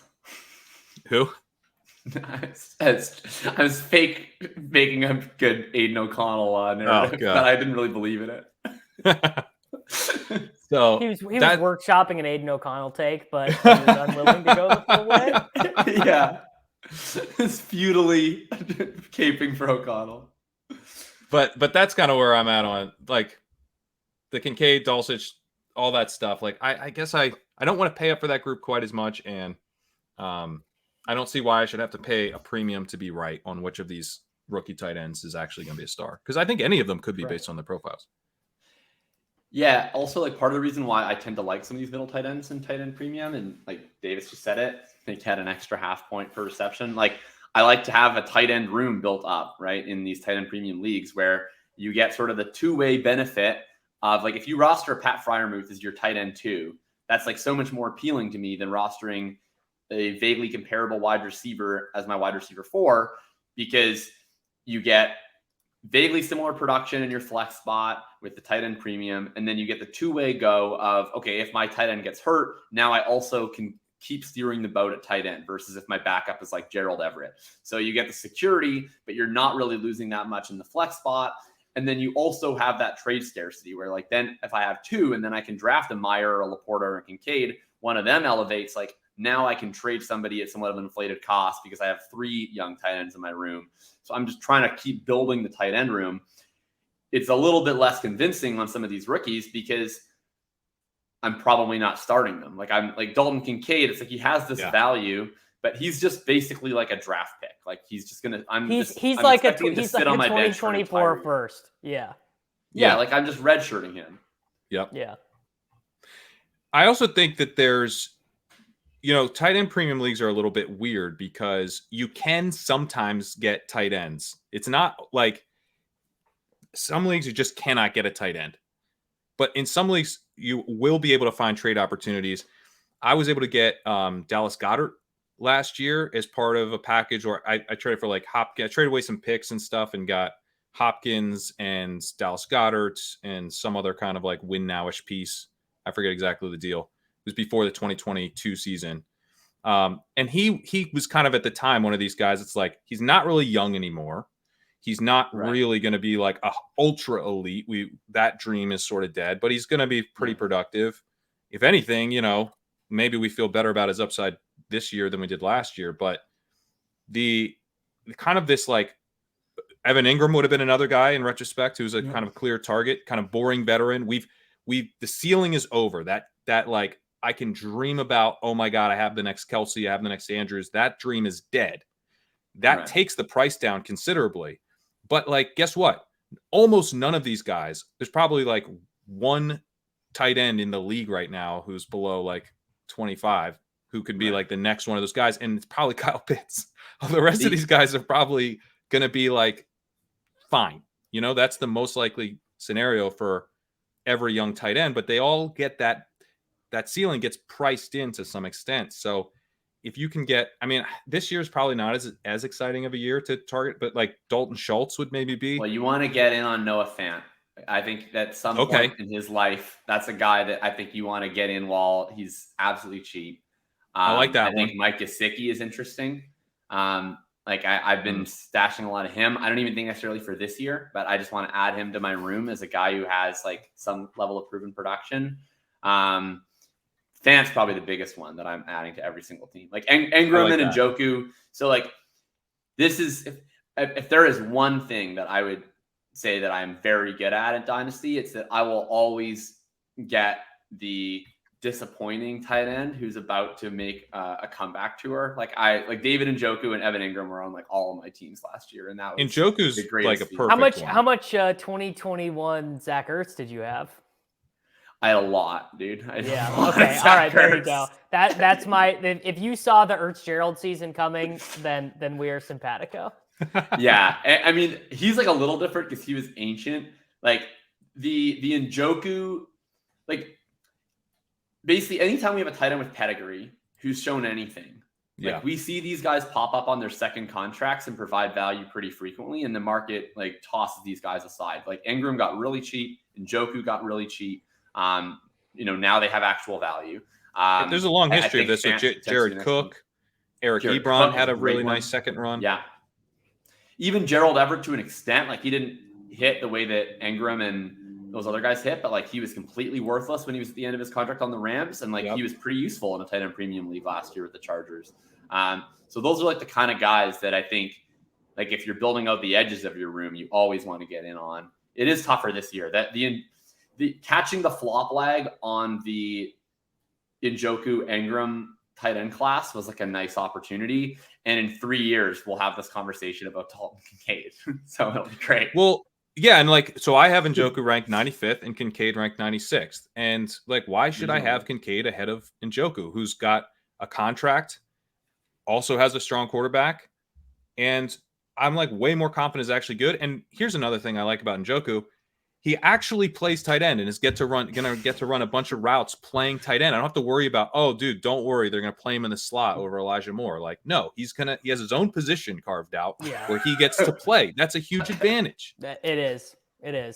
I mean, it's going to be true for Laporta. Laporta's competition is you beat out Brock Wright? And if you can beat out Brock, and honestly, James Mitchell erasure. Yeah, don't even get me started. I played James Mitchell in DFS for real American dollars at least once. There was a period of time last year where you giving back real American dollars exposure to James Mitchell, and it was like all from one night. Like James Mitchell was like an interesting Devy guy for me, and then he became relevant. I added him in every league. I was so excited. I added him in a bunch of leagues too because I was like, he's my. He actually had an interesting profile, and he was coming off a torn ACL. That's actually converted. I mean, Kareem, your thing is converted linebackers. My thing is converted quarterbacks. Like if a guy converts from quarterback to another position, Logan Thomas theory. Yeah. Oh, big time, Logan Thomas. I mean, I held Terrell Pryor through everything that happened to him, and then got that miraculous. I don't even remember which direction did it happen. Did it happen that he had 1,000 yard converted to wide receiver? Yes. Yeah. Right. Okay. Yeah, 1,000-yard wide receiver season. Yes. Okay. There we go. I remember. I forgot the order awesome. that it happened in. Nothing ever again. And that is a lesson that will set you for life. So Laporta, I think he's got the combination of everyone kind of likes the team. He obviously not to the same degree, the mimetic quality. The Lions just are the mimetic thing is amongst fantasy nerds. But I think like that's likely going to be a good offense. He gets to play a minimum of 8 games a year in a dome, stuff like that. I mean, I just really like Laporta. I like Laporta too. All right, let's move to the other rookies here. We got Devon Achanes. We got Zach Charbonnet. Devon Achanes is hanging on for life. Though. Yeah, I was going to say. Every time I refresh Twitter, I think that I need to move him down. When Achanes gets nuked by Dalvin Cook. I just haven't I don't know how to rank a guy for like the percentage chance that Dalvin Cook signs on his team. So also, Dalvin Cook he's done. Like he's bad. All the numbers. Yeah. He literally just was cut by his team and was horrible last year and has a shoulder injury that's like recurring. Like, I actually don't know that Achanes dynasty ranking should move down all that much. We should probably have him below Laporta. No, move down a bit. But yeah, it shouldn't like crush him. Yeah, like I'd keep him in the same tier. I just kind of move him to the bottom of it. I mean, I don't even think his role would be that changed anyway. Like, I don't think Devon Achanes is going to come out and week 1 have 18 carries. No, it's Wilson. He's going to have a role. And Mostert who goes and Wilson and Mostert off something, and then Cook just like eats the Wilson and Mostert stuff. I mean, I think Dalvin Cook is going to 2020 Todd Gurley. Like, I think some team is going to sign him. They're going to give him a bunch of carries off the top because it's Dalvin Cook. He's going to be bad and he's going to score points anyway, and then eventually the team is going to stop giving him carries. Like I don't think he's going to be a guy that you're excited to have in the fantasy playoffs this year. I think he's quite over the hill. Yeah, I completely agree. But this is a reminder that like this class is not very good. Yeah, Devon Achanes, and it's one of my favorite college players to watch ever, but I would say he's probably the worst first round, like probably the worst player that I've ever ranked in the first round of a Dynasty rookie draft. Yeah. I mean, Charbonnet. That's interesting. The worst guy who I've ever had in the top 12. I mean, pre-draft Hakeem Butler. Pre-draft Hakeem Butler for the worst guy. Yeah. Yeah, God, Hakeem Butler. So where are you guys at on Charbonnet? Because he's one I've been taking a lot of him in best ball. Yeah, same. Okay. But because here's the thing in best ball, right? You're gonna get him probably. Well, I think he'll definitely play ahead of Kenneth Walker on receiving downs. Does he play ahead of DJ Dallas? Do they turn this into a gross three-way committee? They definitely could. I was going to say Kenny McIntosh. Or Kenny McIntosh. Yeah. Yeah. Then it's a disaster. But if he does play on receiving downs, you also have the fact that he is a little bit bigger than Kenneth Walker, and Kenneth Walker was super boom bust last year, got stuffed a lot. Which guy's more likely to be used at the goal line in the second half of the season? Could be Charbonnet. So now you're getting the high value touches out of this guy. But in best ball, if I'm just wrong about that, like, oh, well, I'll play again next year.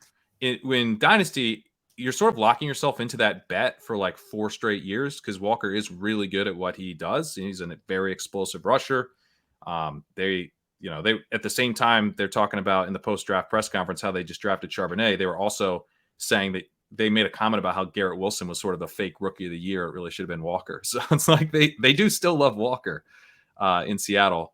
It's just a difficult rank to play Charbonnet because I think he's not like taking over the backfield.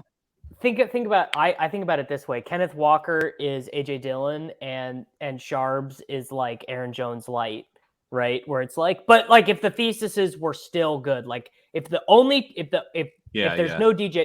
Send DJ Dallas to like 10%, or not playing at all. There should be enough meat on the bone for them to both be kind of like startable and usable with like gigantic spike and or contingent upside.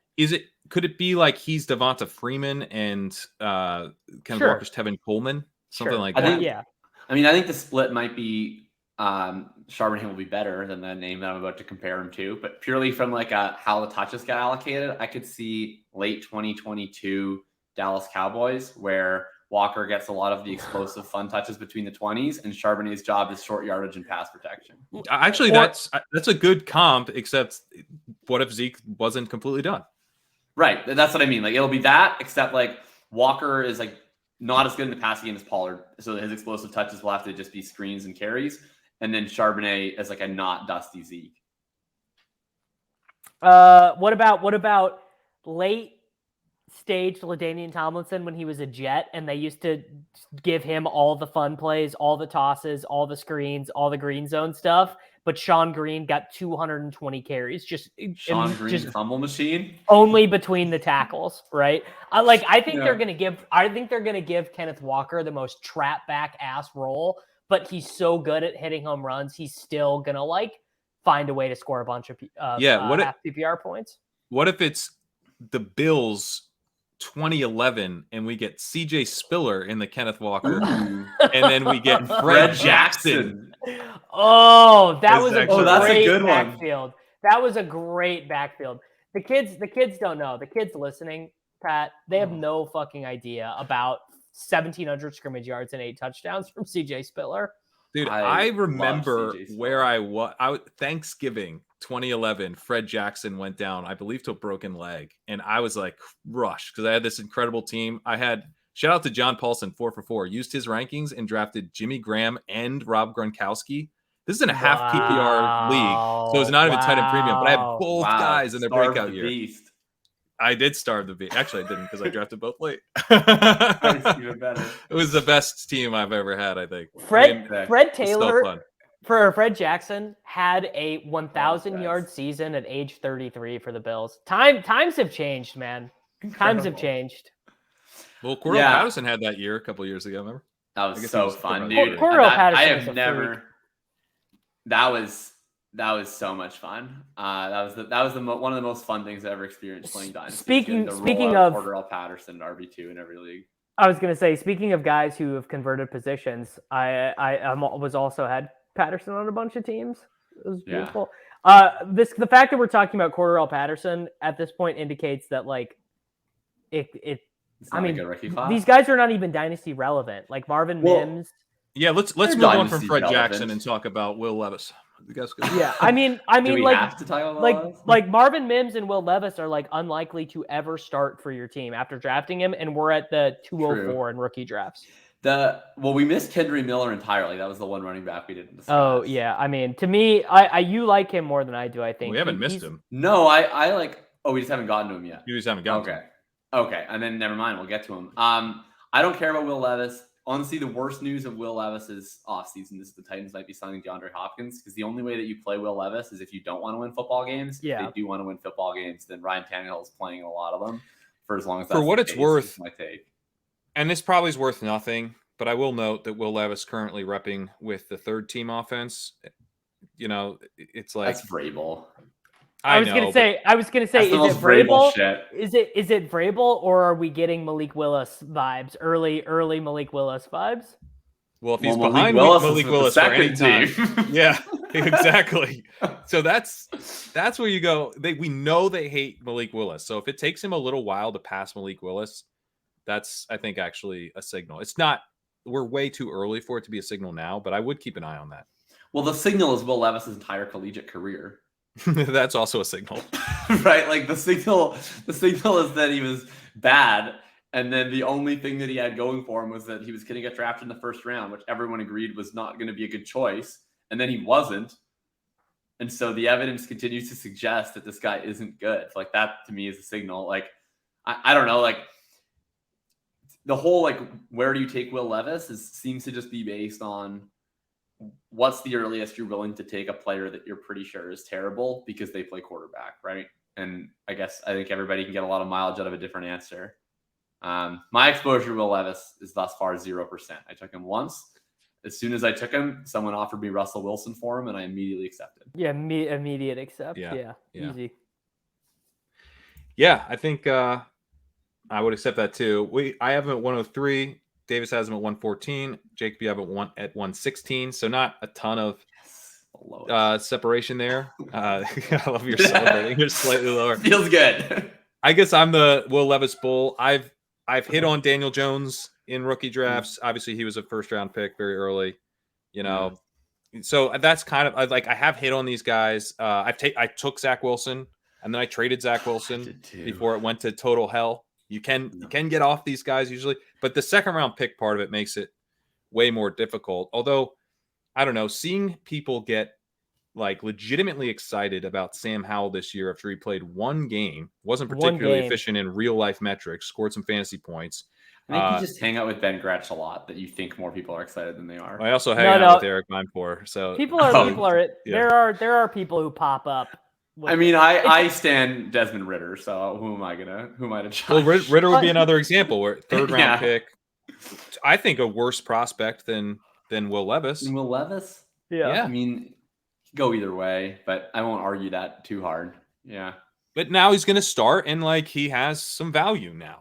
So I just think like you're it's sort of a picking up pennies type of thing at this price. You know, like if you have a starting quarterback in 2022, you should be able to trade him for something. No one wants to trade anything for Jordan Love right now, but you know, we still all have him ranked ahead of Levis. Like just being in there will increase him in value. So I just think it's kind of a, you know, at this price and what's the opportunity cost, you know, like I have him after Mims. We have him collectively after Mims. So that's the last guy to me where I'm like, man, Mims had a good enough profile where the odds of him turning into like a week in, week out fantasy starter aren't great, but I think it's possible. So I'm going to have him ahead of Levis. And then after that, it's like opportunity-based running back plays and, you know, some receivers I don't really like. So take the quarterback. Like, I'm not trying to be unreasonable about it. Like, I'm not like taking Roshan Johnson over Will Levis. Like, I would take Will Levis. It's just that frequently he's going at 110, 111, and I'm content to see him go. So that's where I'm at. Like, I would just rather take the play. If I can help it, I'd rather take the players that I believe in. And I don't believe in Will Levis. I would take him, but I think like as much as people aren't optimistic about him on Twitter, they get in the drafts and they look at their quarterback depth chart and they're like, I could use one of those. And then they usually take Will Levis. And that's fine. So, I mean, I think there's enough cheap quarterbacks. Like I mean, you're looking at the ranks right now. He's above Matthew Stafford. Like I just feel like the odds that Will Levis gives you more value over replacement than Matthew Stafford for the duration of their careers are not high. I mean, to be honest, once you get past the top 100 players, the value of them is going to be so subjective to what you're trying to accomplish in the window, right? Stafford's a 1-year play, probably. Yeah, like I would. Are we sure? He's only 35. We're not 100% sure, but he could. You're treating them that way. Like whatever else you get out of Stafford after this year is the total bonus. Whereas Will Levis could be anything, even a boat. And some teams want to try and buy a boat, and some teams are like, you know what boat stands for? Bust out another 1,000. I'm not interested in a boat. I don't want. I want no boat. You know, bars. What is happening? So it's very much an eye in the beholder. Like you could tell me someone fucking loves Kendre Miller, go for it. You know, and I mean, that's probably like a good, I mean, I feel like it's almost passe at this point, but like the later you get in rookie drafts, specifically, the more you should just be taking whatever running back you think has a chance of making a 53-man roster, because running back fantasy points are mostly related to just how much they're on the field. Whereas, I mean, Jonathan Mingo could run a bunch of routes and just earn no targets. Our rankings, by the way, undercutting my point about Will Levis, given that Desmond Ridder is behind Will Levis in our current ranks. On my watch. Not on my sheet. Although I have like a 2-spot difference. I have Ridder, Howell, Levis all in a row. So there is the issue with Ridder where I think he could legitimately get benched or replaced this year. I mean, they gave Heineke. I mean, I think there's a legitimate issue with 10 Levis million. He could never start ever. I think if Tannehill is on the roster on September 1st, I'm betting against Will Levis ever appearing in a game where Tannehill's not injured. Yeah, I would say it's probably 50-50. So I don't think. I think it's just entirely dependent on are the Titans in playoff contention. Like I struggle to believe that if for as long as their season has merit, that if Ryan Tannehill's healthy, that he will not play and Will Levis will play. But I mean, the roster is bad, but I mean, I've lost a lot of money in my life betting Titans unders. So like it wouldn't surprise me if we look up and it's like, oh man, their point differential is -82, but they're 7-7 and they're like one game out of the wild card spot. That just seems to be what they do every year. So I don't know. I think that Tannehill playing the whole year is more in the cards than it's at least possible, or at least that's what I tell myself, so he doesn't go to Atlanta. No, you should trade your friends 2023 or 2025 third-round picks to get Tannehill and superflex. Oh, dude, I will. I love Ryan Tannehill. Only a donkey would trade away Tannehill for a third. Yeah, only a donkey would take Terrace Marshall. I wouldn't have cut Tannehill. I would have. I'm trying to keep spots for some of the other guys. My first time of being like, all right, it's time to take a break from Roto World player blurbs this offseason was when we got the blurb that the Panthers believe a breakout season is coming for Terrace Marshall. I got to that point and I was like, all right, enough of the OTAs. Like, we're good. Wait, I would think you would be excited about that blurb since it's the one that convinced me to keep Terrace Marshall and trade you Tannehill. I mean, it's a good blurb. It's convincing. I mean, I've been drafting. That's why they're anonymous, because they let Davis guess. I don't have enough shame. I'll draft them. I want to talk about Rashee Rice because I find. Can we let me set this up because I want to. Okay. I think what we need to do now is do some rapid fire. Nice. And this will allow we have you to been podcasting for 2 hours. Yeah. So this will allow you to do a Rashee Rice talk here, Davis, because you are the highest. So I think for the next bit here, I am shocked by that. Yeah, I know. Totally off brand. And by the way, before we started, Davis said that we did not have a this year's Mecole Hardman. I was like, we literally do. and now you're about to make the case for him. The key is that we've learned the wrong lesson.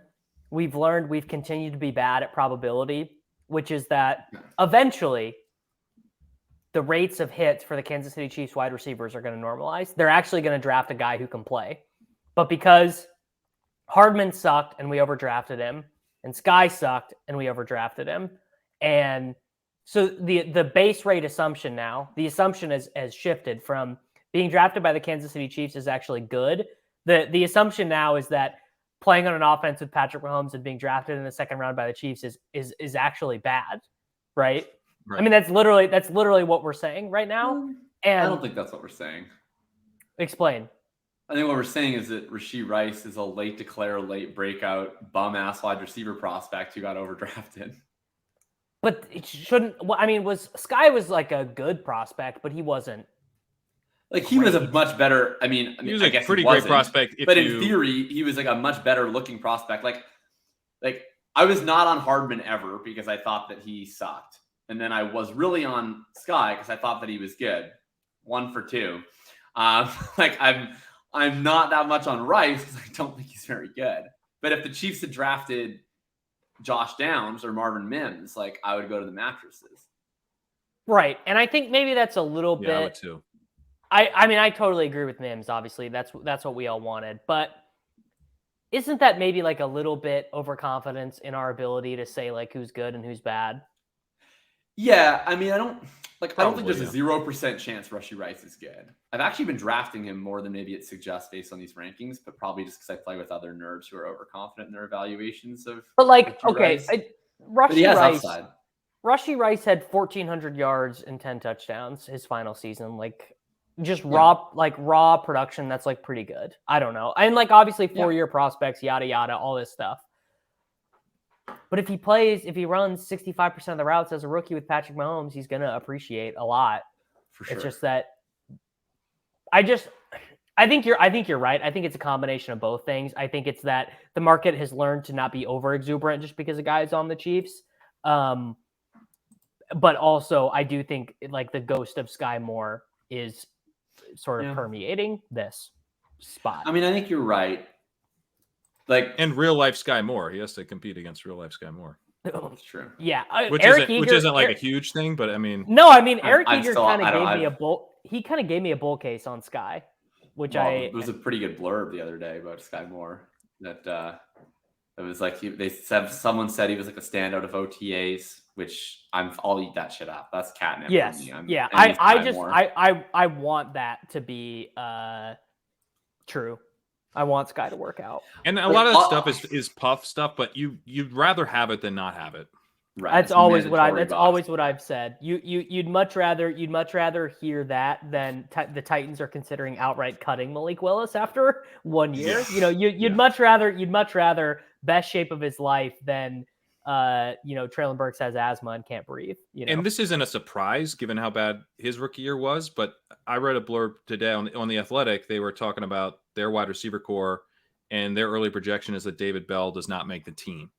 So this stuff can go pretty bad after one season. Really fast. So yeah, really and fast. That's a great example of the nerds being overconfident in a prospect profile too, right? Like David Bell was a round 3 compensatory pick, and we were like, that's day 2 draft capital, and then we drafted him like pretty highly, and he sucks a lot. Yep. Yeah. So it's a good point. I just moved Rice up a bit. I'll move him up a bit too. I moved him up. I already have him over Sky, so I have Rashee Rice. Like, to be clear, among rookies, I don't actually have Rashee Rice that low. Like, I have him ahead of Mingo. Who do I have to rank him ahead of? I guess, like, are you guys going to make me rank him ahead of Jimmy G and Ryan Tannehill? I suppose you're going to, right? What happens when Jimmy G retires from football because he's got a foot that like is inoperable? He's got club foot.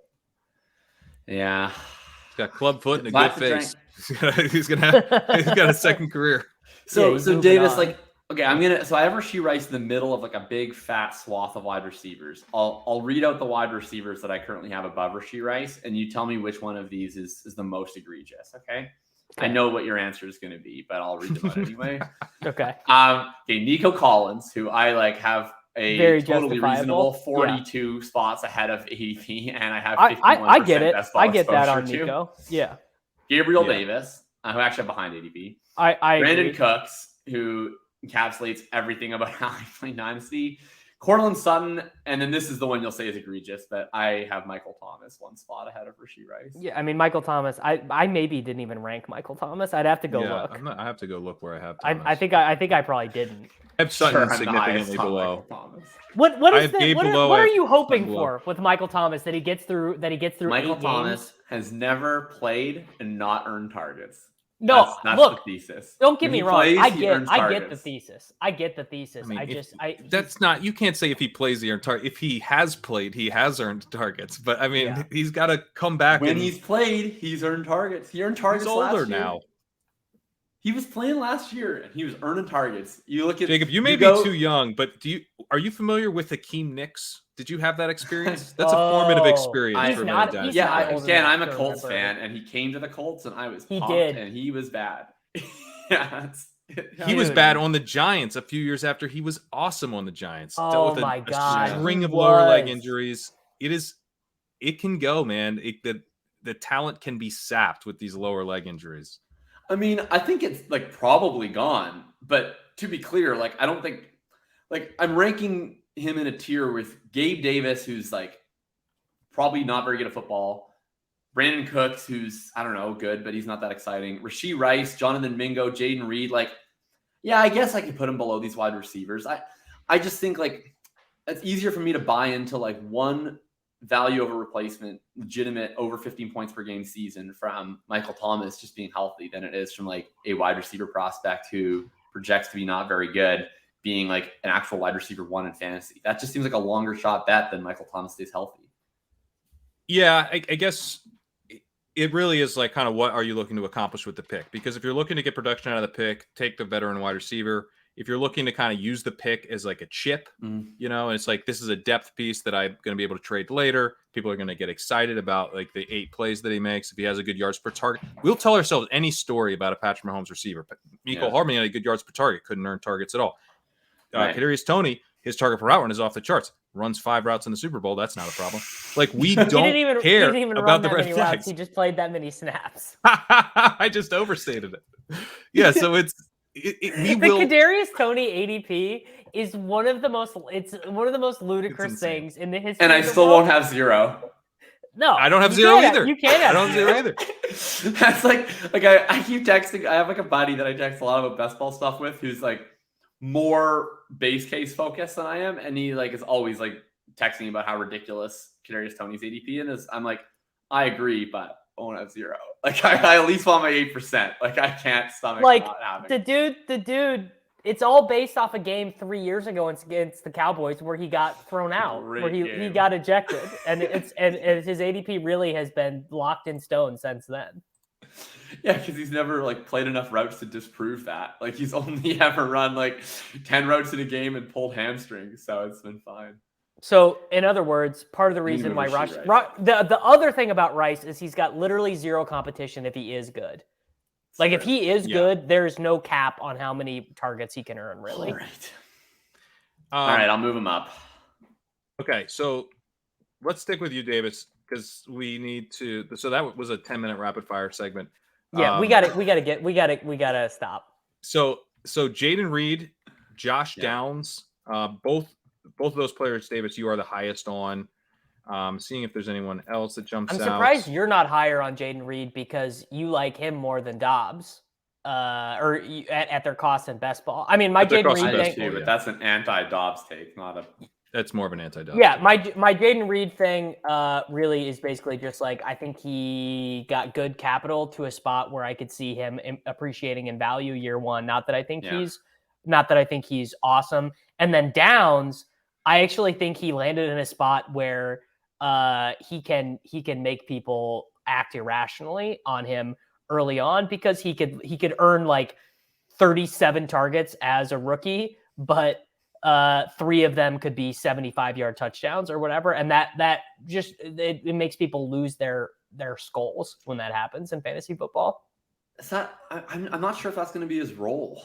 I mean, I guess that was a role he did really well playing with Drake May at North Carolina. I think you're probably right. Alec Pierce probably has that role. I guess it could be because they've run Quez Watkins on a lot of deep routes out of the slot. And granted, that's all Quez Watkins can do. But if that's like something they're willing to do is like work vertically out of the slot in that offense, then, you know, even Travis Benjamin, I think, did some of that stuff back in LA. I can see that. Yeah, I think my only issue with Downs is like he's going to play in an offense that's probably going to contend for the lowest pass attempts in the league, and he's not going to run that many. Yeah, routes. he's a volume play. Because Pittman and Pierce, like I know that people in the fantasy community think Alec Pierce is a total dud, but like the Colts love Alec Pierce. No, I like Alec Pierce. Alec Pierce. I just Fair saw enough. that. I like Alec Pierce. Harmon's reception perception was pretty bullish on him. Yeah, like it's just like he serves like he will always play a more useful role in an NFL offense than he will for fantasy football. So like I think that the fantasy community will probably underrate his value to teams because he runs a lot of deep routes, he runs a lot of hard routes, he runs a lot on the outside, and so it's like it's going to hurt his target earning ability because he doesn't get any gimmies. But he was good for them last year, and I think they're quite bullish on him. Him and Pittman aren't coming off the field, so and then you look at it, and it's like they have a tight end room of Jelani Woods. Full of guys who are clones of each other.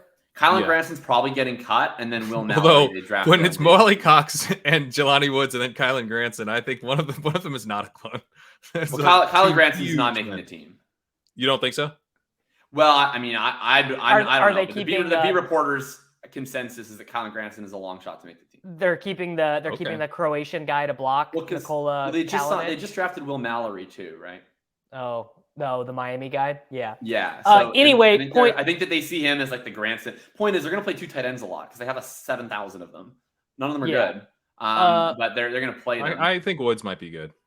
He's might intriguing. be okay. Okay, yeah. I'm fine with Jelani Woods. But like I think people don't worry about their tight ends because they don't expect them to earn a ton of targets. But there's going to be two of them on the field at the same time, which means that Josh Downs won't be. So that means like if we're looking at running 60% of the routes for a team that has 28 pass attempts per game, that's bad. Like that's not going to be very fun. It's kind of like a bet. I think maybe in my mind, the way I was thinking about it is also like a little bit of a bet on Richardson too, on like Richardson's ability to throw deep balls. I still like even in Best Ball Mania, like I still take Josh Downs more than the field. Also at this range, I'm just looking at our rankings, seeing I'm 102 spots higher on Taysom Hill than consensus seems pretty funny. But where do you have him ranked? 170th overall. Did I rank Taysom Hill? I think I did. I didn't rank him. I only went to 150, so I did not rank him for sure. But also, he still didn't make it in. Also, I feel I'm also correct. I did not rank Michael Thomas. But Downs Hill over Michael Thomas. That's painful. That is a take. I feel pretty good about that. That hurts. Taysom Hill. It wouldn't hurt if I thought you were crazy. It wouldn't hurt if I thought you were wrong. Taysom Hill's 3 targets this year are going to be more than Michael Thomas gets, I think. At some point. All right, those are the guys I'm for sure higher on the consensus and rookie drafts. You can go to Jacob now, Pat. Well, I'll let Jacob get the final word here once we close out our 3-hour podcast. But I'll take the reins and say I'm going to make the case for Jonathan Mingo. I'm highest on Jalen Hyatt, but I think I don't even want to make the case and I'm going to lower him to be near you guys. Tajay Spears is the other guy that I'm the highest on, and Roshan Johnson. Somehow you let me be the highest on him, Davis. I thought you liked converted quarterbacks. What happened? I bet this is just a function of not wanting to rank running backs high. Honestly, I bet that's got one spot behind him. Hey, listen, higher is higher. I should have double checked. What's funny is I've had to actively tell myself to stop taking so much Roshan in Best Ball Mania because like it would have been bad to be like 30% exposed to the Bears running back 3 if it shook out that way. You're right. But I think he is, dude. Roshan is like the perfect rookie pick in a bad, shitty class where he might just be Tyler Algier. You know, like he might just get 200 touches this year just by factor of like being there, basically. Right. Yeah, I'm sort of intrigued by him in Dynasty because you have that payoff if he takes over the backfield is like higher, and the risk is actually in some ways lower because we're down in a range where it's like I don't know if any of these guys are anything, and they're all going to 0 soon. So Jonathan Mingo, I'll make the case for though, because look. Kelvin Benjamin was both productive and tradable after a rookie season where they had no choice but to just feed him targets. They're talking about playing Jonathan Mingo in the slot if they want to get him the ball in his hands quickly, his yards after catch. I mean, he is a freak athlete. Like, if you're going to bet on a guy who has a very spotty production profile, which he does, you would prefer that it be a athlete with size who went to a big school, has the SEC pedigree. I think Mingo is probably bad, but you're going to get the chance for him to emerge as the potential number one on his team. And if he's the number one on the Panthers, if that's the perception at the end of this year, he is going to provide a massive profit in a rookie class that really doesn't have a ton of upside swings at this point. He's a better pick in Dynasty than in best ball, Jonathan Mingo. It's probably true because their ADPs are somewhat similar. Yeah, I mean, I'll take him some in best ball just because if I'm taking the Jaguars, I have to take a Panther, and I don't really like any of their ADPs. So, I'm not taking Adam Thielen. I have some principles. So, I'd rather take Mingo than Thielen. And, I don't know, how much Terrace Marshall can a man draft? Yeah. Don't ask Pat. I'm not drafted him in best ball. I'll take Chark before I take the Chark. Yeah. Who else might be? Oh, it's Tyjae Spears. I'm making the case for him. Good guy. So he's clearly the number 2, is what it looks like out of the early reports in Tennessee. He does not have an ACL in his knee, which is not good. But we constantly forget about this knee stuff. Like, Nick Chubb had a devastating knee injury. Fortunately, it hasn't seemed to have affected him, but he came in with, as a major red flag. Jay Ajayi fell to the 5th round because he had a horrible knee injury in high school, I believe, that he was supposedly bone on bone, and then did have a very short career.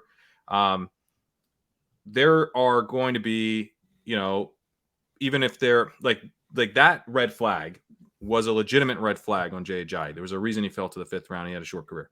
But there was a period where Jay Ajayi was good, where no one cared about his knee injury anymore. It was like it had never happened. It was like we couldn't possibly look like a year from now and wonder if maybe his career was going to get shortened by this.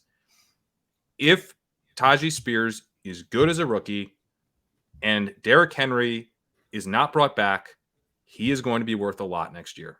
We are going to forget that he doesn't have an ACL in his knee. It's going to happen. So you're getting a pretty good shot with him. Put a reminder in your phone. Tyjae Spears doesn't have a knee this year, June 9th. He does.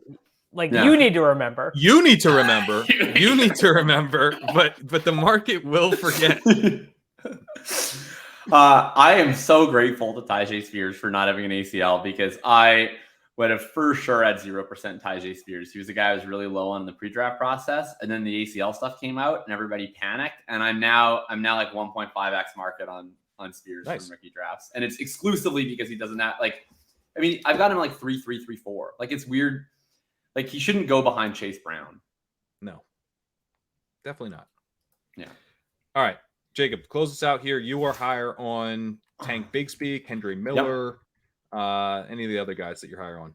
I think you guys are just low on Miller because I think I don't even know if I've drafted him in a rookie draft all year. So I feel weird making a stance for Kendry, but I do think he's the running back with the most obvious pathway to 250 touches this year without any injury to any other back, in my opinion. Alvin Kamara is legal. His trial starts July 31st. We have no idea what his situation is. Jamal Williams scored a lot of touchdowns. I promise you he isn't good. He was not good by any measure last year. He's 28 years old. I think that he could start to look real old real quick and start to lose some value. And I don't love Kendry Miller. He's the type of running back prospect I'm not usually super drawn to, and that I think a lot of tackle breaking metrics are overrated in running back evaluation. But he has juice. He's young. He's interesting. A lot of film folks have talked about him potentially having unpacked pass catching upside. He's talked a lot about the specifics of his offense, that they were Max Duggan ran around a lot. They didn't throw it backs. He's been always very bullish on his own pass catching ability. He's brought it up unprompted in a few interviews. I think he has some legitimate upside as the only back that I see with juice in that offense. Tank, I've just always been a fan of Tank as his archetype of player. I think he has the capability to do everything in a backfield. Love running backs who weigh 225 pounds.